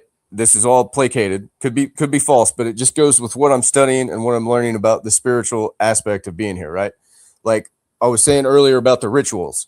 Like supposedly when they take the master of the recordings that they took from 432 to their fucked up frequency, right? They take it, do a ritual in the recording, and like basically bad energy into it. So when this music's playing, not only is it like ritualized through their so-called magic, right, that they think they can do, like to put curses, whatever you want to call it, dude, whatever word you want to use. But then we hear that music and we're part of that ritual, and we give our consent to like the bad and negative energy, just like what they do on the Super Bowl, what they did when they opened CERN, when they have any ceremony and it's big and it's publicly televised, right? It's a ritual, and you're performing that ritual with them by giving your consent, by not understanding what you're watching. They're like, that's how they work. Right, because you're partaking in it. Yes. Let me give you Willingly, a reason yeah. to why I think they changed it to 440. Because the Rockefellers are an oil family, right? Yeah, well, I mean, Oil, more so of a that's energy, right? That's energy, right? like Rockefellers were lenders back in the day. Like, But their main source of revenue is energy. Now I'm going to tie this reason into money. Why they did it? It's because of money. Their main revenue is energy, right? well, now it's medicine. But Resources. it was energy when they started. Well, they got control. See, they covered up all the old technology. They knew about all this, and they knew that they could Right. basically placate us And they off of oil. wanted the oil to rule the day, Right. to be the energy of the day, and not the old tonal 432 energy, which by They the way, need these meters. frequencies can, they're resonant frequencies. They're the link to over unity research, Yes. Brandon. So Right. that's why I think they did it. They don't want you to get the hint of how to make your own energy. Because if the Rockefellers knew about the Tartarians, the Tartarians are definitely using these frequencies to get the energy. Yeah, either and from that's the what, natural world or to make it on their own. yeah, and that ties into like the keys of Solomon, right? If you look at some of those sigils and symbols, they are some of the you can create them through frequency. What is a key? Exactly. It's all this. It's it's all the same thing. We put off frequency too, and our mood, the way we feel, like anger is a frequency, sadness is a frequency, and it's like we can't see it, but it's like color spectrum too, and it's vibration, and different frequencies can heal you and some can harm you, and they know about it. Correct. They've learned about this technology, and they're not using it for the right reasons, so to speak. And Right. And you remember, Mike, that old scientist, that Chinese guy, I forget his name, but he froze water, and he showed the frozen molecules with different frequencies and words. What was his name? Some Japanese guy. And I used to know his name. Like I brought it up all the time back in the day. Right. Well, what B-Rad's talking about is like, using words, again, on the water, and our words have power, and maybe biblically speaking, right? And even in different languages, because language is based off of mathematics too, even like in Hebrew and stuff. So it does have power over the physical as well. And it's magnetic as well, or it has a magnetic vortex to it in certain languages. I think it was believed in. It says God said the word, and there was life, and the word. exactly. Yes, it's still ongoing. Yep. Yeah, That's true.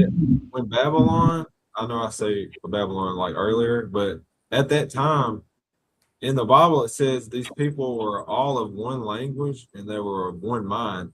And God said in the scriptures that, or the Most High, the Creator, said anything that they imagined, they could do it. And they were trying to reach into heaven with these towers, and we're thinking of like a physical tower, but Computer. they were building energy like type devices and they were trying to go through the veil, and they were doing. What do you think they did with the energy? What were they just make light Dude, I'm telling you, it's spiritual, and they're tapping in to talk to something else that we don't understand, to pull this technology down here for another agenda. And that's Well, it makes it spiritual. You could also make water with energy right out of the air. All you need is energy to get the water out of the air. Right, like the humidity. Purify water with purify, or you can make light with free energy, which means true, you could grow plants and feed your animals, and Yeah, dude, they just turned the system to where it has like a tap that we have to pay for. Like Like it used to be different, right? Like the whole old world, it was free energy. Like it was like health. They used to wear copper on their feet. They used to understand grounding. They used to understand the basics. Like even if you go back to like, right, if you go back in history, like, and you go, you see these like suits of armor, right, from way back in the day, and they have like copper on my feet. they have the feather on top. You know what I mean? And they have these like really fragile looking swords. But if you look at it as they were using energy to conduct it and fight each other with it, right, and not get hurt by like having some sort of grounding, like the feather on top and their shoes. You know what I mean? It's like there was. What do you mean, like a lightsaber? Yes, but that sounds interesting. Wow. Yeah. Go look at some of the old pictures of like these suits of armor, like all the way through history, and you'll see like these weird cords hanging off the swords, and it's not a sword you would fight somebody with, is what I'm trying to say. It's interesting. You know what I mean? Yeah, I've never seen those. That is interesting. Like another example, like if you look at Devil's Tower, okay, and that looks just like a tree stump, and then you look at certain mountain ranges that just like randomly have like a window structure like 1,000 feet up or 200 feet up. It's like what civilization like would scale that to carve out a window like a modern day city? It looks like entire swaths of land have been like incinerated and melted by some like galactic like energy weapon. They say that the Tartarian went from the mud floods or something. Well, like you said earlier, Adam, like the pyramids and stuff, they were in the formation of a computer chip, like the Intel chip. They all are. Pyramids, they were laid out just like a pyramid chip, like a gigantic microchip, but in a physical building form. So, well, I'll tell you what, they're going to take that to the next level, and it's already been in development with symbolism. They want to make these GPUs and CPUs where they're processing the code with light, like where basically they're transmitting data through light, kind of like fiber optics, how we pulse, you know, a long string of fiber with pulses of light, and it costs almost no energy to do that, right? Versus like coaxial cable and transmission of this and that. Well, they're going to do that with processors, CPUs. And that, and so is yeah, but they're going to put some pretty weird, and I've actually seen some of the symbols that they've showed. Yeah, the World Wide Web. Remember when they called it back in the day, the World Wide Web? Now the www.the666. The way that everything like it was geometry. They send it light through a crystal. One language again. And it's a geometrical transformation in the crystal of the light. Like that's what I'm saying. Like Aleister Crowley worked he had ties to the British intelligence and multiple other intelligence agencies. Nobody really talks about it. But if you look at Aleister Crowley from 10 feet back, he was connected with governments. He was connected with government and higher class individuals, and they were actively doing rituals through energy work to get something back, right? Like that's what he was studying. He was carrying on what Hitler was doing with the Vril Society in World War II, and then so on before him, and so on before him. It's like the world got fucking ended, right? And a certain group of people like understand the technology, and they were all racing to find it again. And it's still going on. You know what I mean? It's about the ritualistic magic to get more magic until each generation. You know, it's funny because I've seen certain movies, and I'm just going to bring up a certain movie that gives a good example. Like you've seen the movie The Prestige with Christian Bale and Hugh Jackman, right? And he says who is it? The guy that plays Tesla, Nikola Tesla, was I forget his name, but he was a rock star. David Bowie, yeah. Like they were saying it's been a while since I've seen real magic,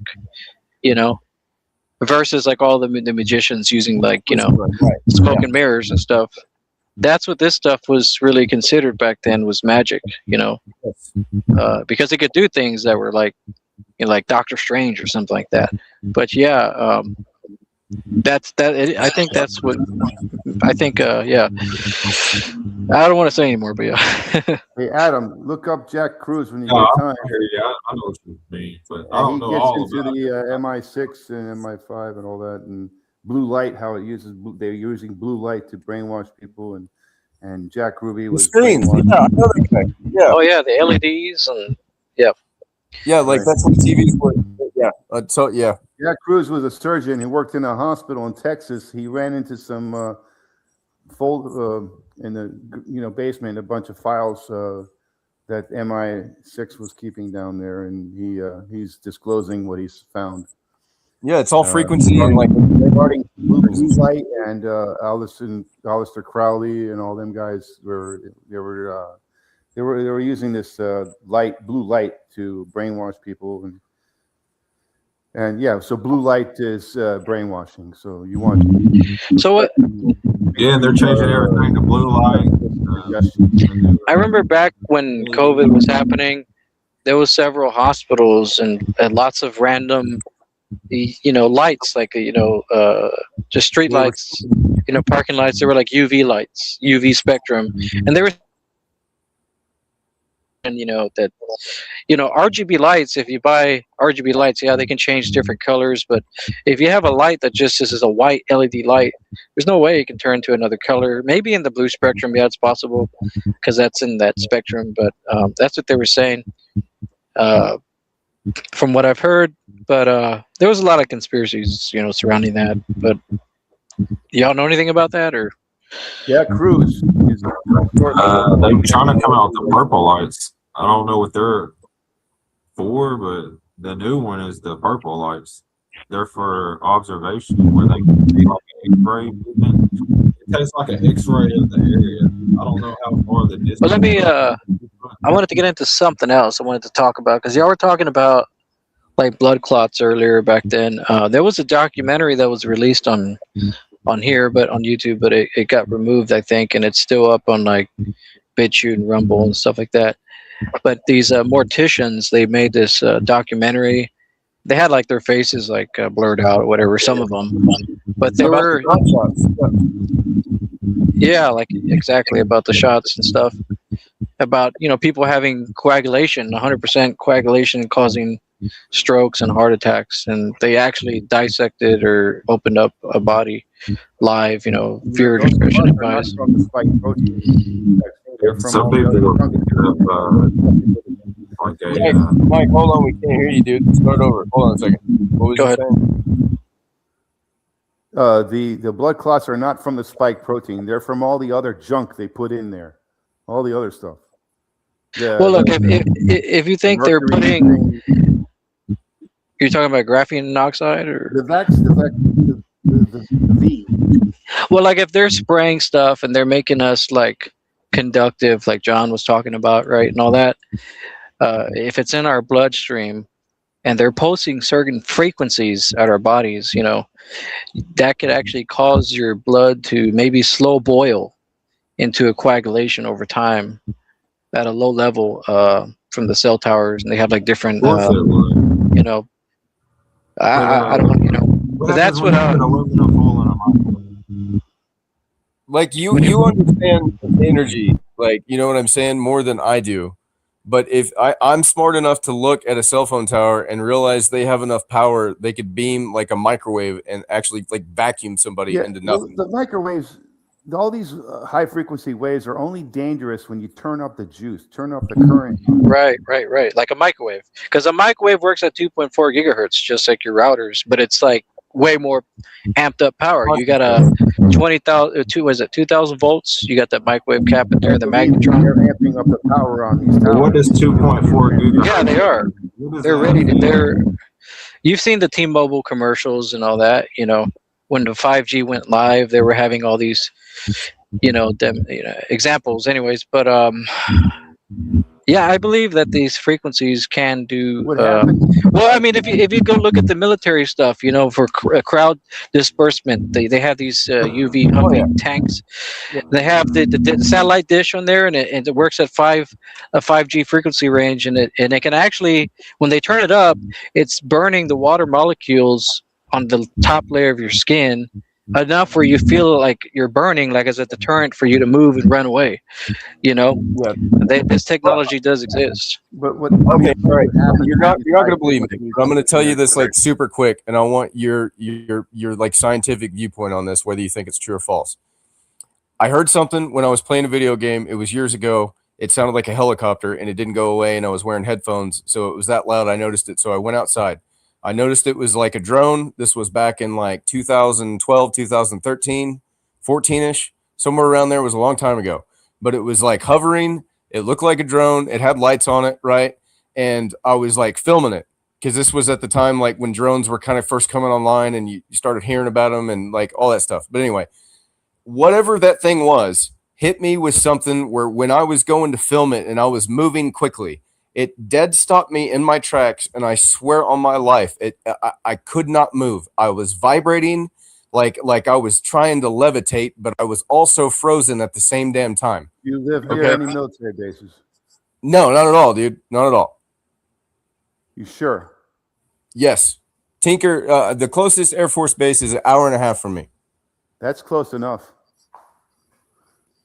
But I've always wondered if they were just like it was early on, and they don't live near a military base anymore. They can go far. So yeah, they do their experiments. It probably was a military drone doing experiments on the people like they always do. Yeah, I mean, I've been. You're a pasture owner. Were you just what were you doing at the time, Adam? Were you talking? Were you streaming, or were you just? I was just playing on Xbox. I was playing zombies. I was talking to a friend. I said, "Hey, if I don't come back inside, something happened," because it literally sounded like there was a helicopter outside my house. Right. So I go outside and I want to film it for my friend so I could send it to my friend. And in the middle of filming and I'm walking across the yard, it just freezes me dead in my tracks. Like my foot's barely on the ground. So it's like there and I just can't move. And my whole body's like, whoa, and I can't fucking move. I don't know how long it lasted. It felt like a minute. It wasn't very long. Like I was like, somehow they were beaming a frequency that stopped. Maybe I don't know. I can't explain that, but your nervous system. Yeah, your nervous system to communicate with your muscles in certain areas. Of course, not to shut down vital organs like your lungs and all that. But I don't really know. That's beyond me. I didn't get sick or like I didn't know black that. helicopters out there in pastures, broad daylight. You know, they're military. They're fooling around on these pasture areas. What okay. To the other two things that I've seen. Have you guys ever seen like the Astra, the 34B? You know, like the flying triangle.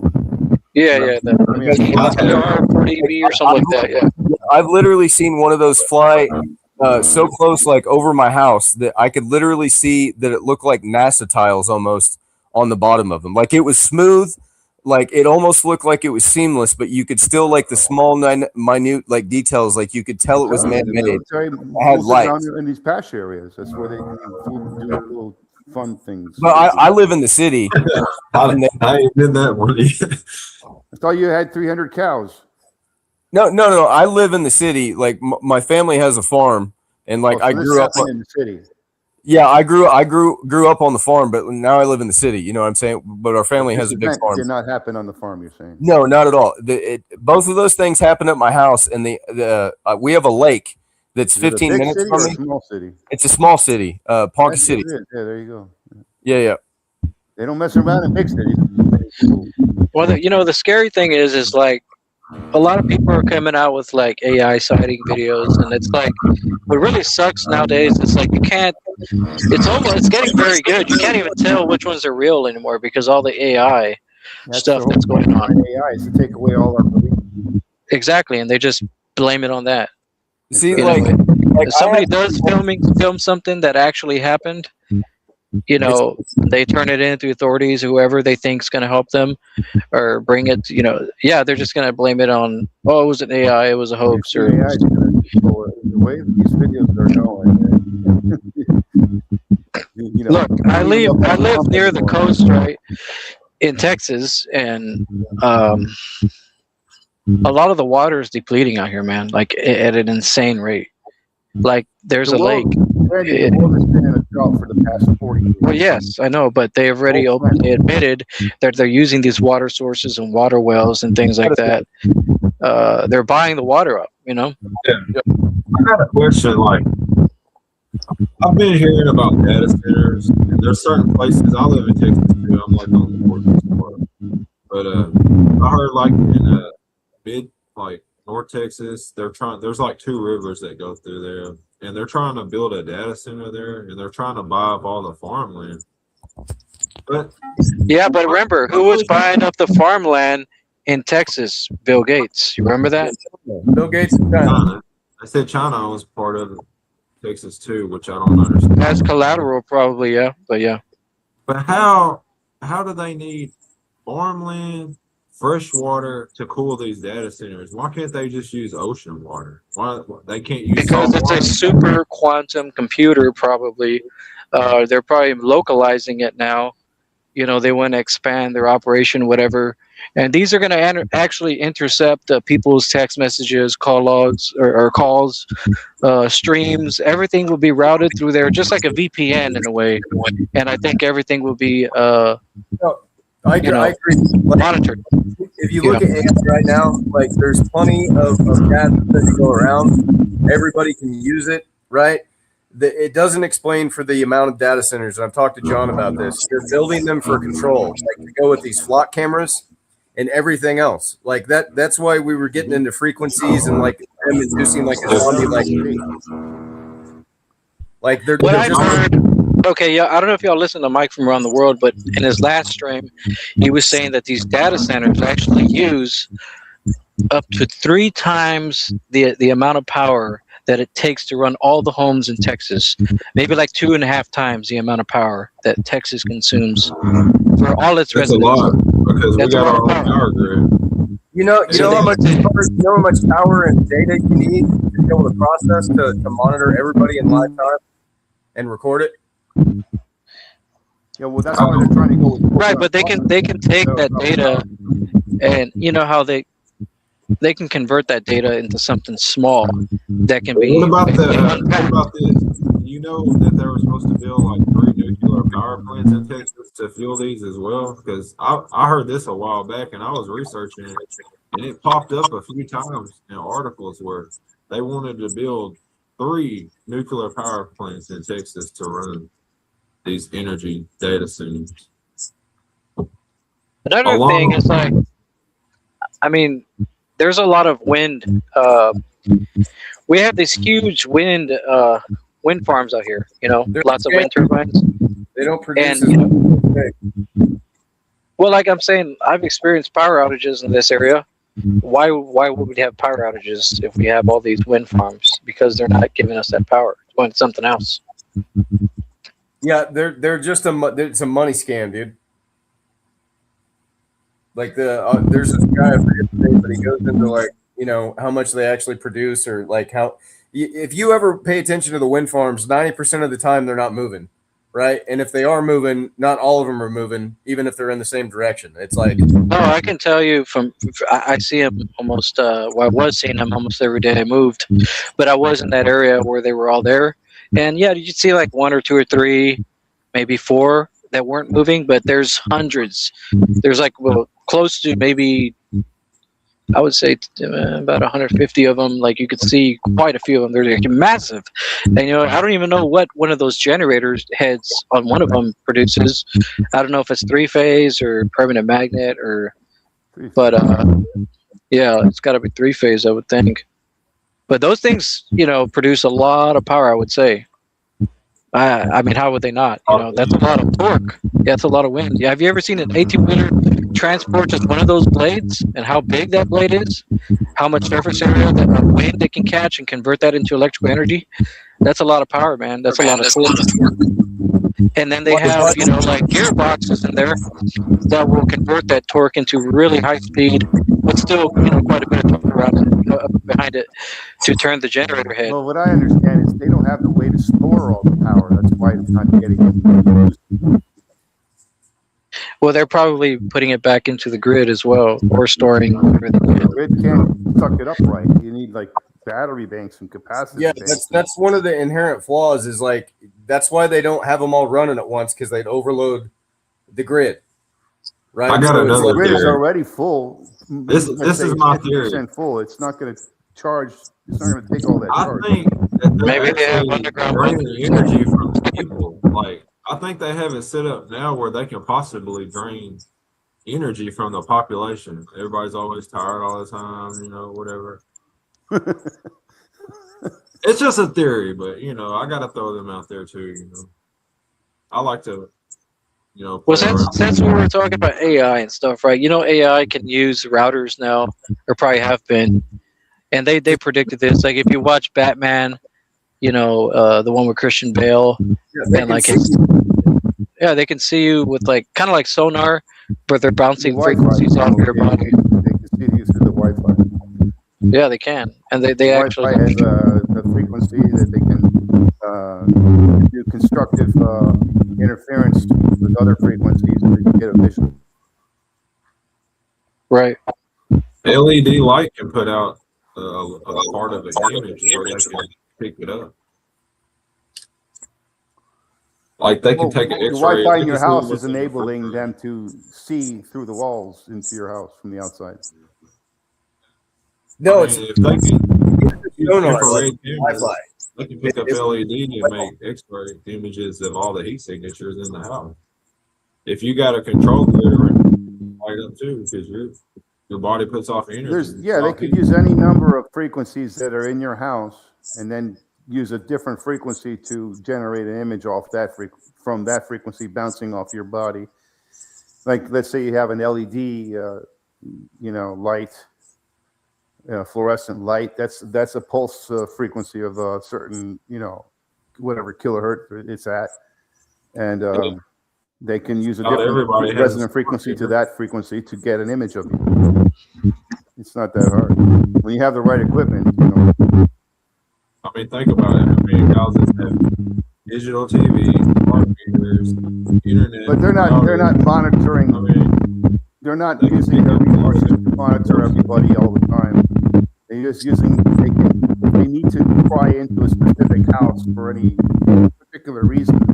They can. Using not even satellite. They can just use the radio download.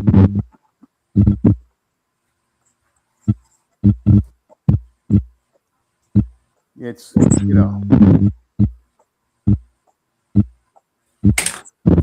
can use directional antennas just pointed at your house in your city or whatever, and then they can tune into just your house from there. Sorry, I had to step away for a second. I saw an interesting video. I see a lot of interesting videos, on TikTok, on Facebook, YouTube, whatever, right? BitChute. One thing that caught my interest was I want to try this, but it may be kind of crazy to try this, but I don't know how true this is. But there's a video of somebody standing in front of a Buckingham Palace, I think in the UK, with a infrared camera, since we were talking about infrared, and they were like filming like the front of the palace or whatever, and you have like the royal guards and some people walking around, and you can see the heat signature on the people, on tourists or whatever, people around, right? Just public. But the royal guards that were real people or not, maybe, they didn't have any heat signature. They were like completely just like purple. That was crazy. You saw that, right? How do you explain it? It's pretty interesting. Don't they wear like clothes and stuff? Yeah, but they're not wearing Mylar layered clothes, that blocks heat signature. They're wearing their whole face, their hands, their body is so cold. Oh, really? All of them. Yeah. Not That's pieces. interesting to me. The Maybe whole they were holograms. maybe. But It's how like are they gonna? It's like they run cold, like they're cold-blooded, right? Or It wasn't just that they were showing up on heat signature; they were showing up as cold. If I ever saw that, I'd be like, I'd probably believe in the Archons or the lizard people after all these years. But I just thought that was interesting, anyways. But Like Predator. They have hologram projectors that look absolutely like real things. yeah, but what's the point of a guard that's just going to be a hologram like Michael Jackson or whatever, right? And Maybe they don't need the guards at all. Maybe their fortress is so secure they don't really need the guards. There for holograms don't just work in the daytime like that, and they They need work something day to and night. reflect off. you don't need power for a hologram either. Reflective, concave, reflective surface. That's it. I don't know. You can get a toy You need to hologram off watch Amazon. the clip, dude. You'll be like, what ball? Yeah, You can get a hologram toy from Amazon for $15. It gives you no power. It's a reflective concave mirror. And you put the thing there. yeah, but wouldn't the laser beam projecting the hologram bouncing off moisture or whatever, that would be heating up too. You would see that heat signature. It You'd doesn't actually use see it. laser, it uses light. Simple light. Yeah, but the electronics housing the hologram and all that, you know. What I'm saying is there is no electronics. You can get a hologram toy for $15 off Amazon. It uses no power. It just uses a reflective surface, reflective concave surface in the shape of a half egg or a half circle. Concave Yeah, but the thing is, like, we've seen other videos too where it's actually celebrities as well. Like, it's not just like somebody well, standing. they use lasers. You can do it with lasers also. But you don't. It's just a topic. That was just an interesting thing that's bringing. I don't know. We can go back to the energy stuff. I mean, because you know, Really, I mean, I like getting into this stuff. You know, I just don't want to argue about it. So I don't either. I think it was a hologram. Larger hologram. I try to compare stuff to the Bible and true or not. I just look at things, I observe things, like the sun, the moon, the Or stars. they're cold-blooded lizards. Could be that too. But I never stop looking up. I never stop. Yeah, I mean, I guarantee you there's things out there that, you know, hey, we can't explain. They've been wanting to reveal it to the public for a long time, but I think that time's coming soon because they've been conditioning us that, you know, there's other life forms on Earth besides us. We're not the only ones here. And I just biblically- say that, like, I don't know you guys because I got to go. But all to right, be able yeah, to be, I need to go too, really. yeah, but to be able to be in here and have multiple viewpoints and have a conversation, I really wish like somebody recorded this or streamed it. oh crap, I was muted the whole time I was talking. Sorry about that. Hey, Adam. Oh, you're muting me. My bad. Well, Adam, if you're gonna head out here, I wanted to talk to you whenever you get a chance to email me. I'll be awake for a little while. If you want to talk, I would like to. Adam, you can get the stream off my channel. It's on Or we just go private or whatever. It doesn't matter.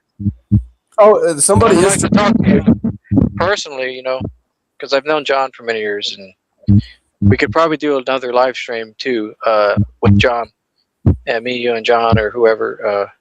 John's gonna get the StreamYard account. Because I'm gonna start doing live streams on my channel too. I finally got the setup for it and the internet, so. That's your channel, Brandon? Yeah, it's the Opportunity Research Channel. I've been wanting to start a live stream for about, you know, energy devices for a long time. I've been on mics, but I want to have some new guests as well, people I know. Maybe even Doug Conzen. I've been working with Doug Conzen as well for a while on coil sorting circuits and stuff, and TPU coils and stuff. He's been making a lot of good progress on his end. He's doing it. He was doing that a long time ago, but he pretty much finished that. But he's been working on the TPU coils, and there's been a lot of discussion of that on the EV Gray forums for a long time. Well, Adam, But I yeah. gotta go. So you can find the stream on my channel. All right, guys. Well, it was a pleasure talking to y'all. Yeah, I'm gonna try to get like for sure. We need to do it again. Adam, if you go on my YouTube channel and go to my, I think it's my bio or about me or whatever, my email's in there, man. Send me your contact info.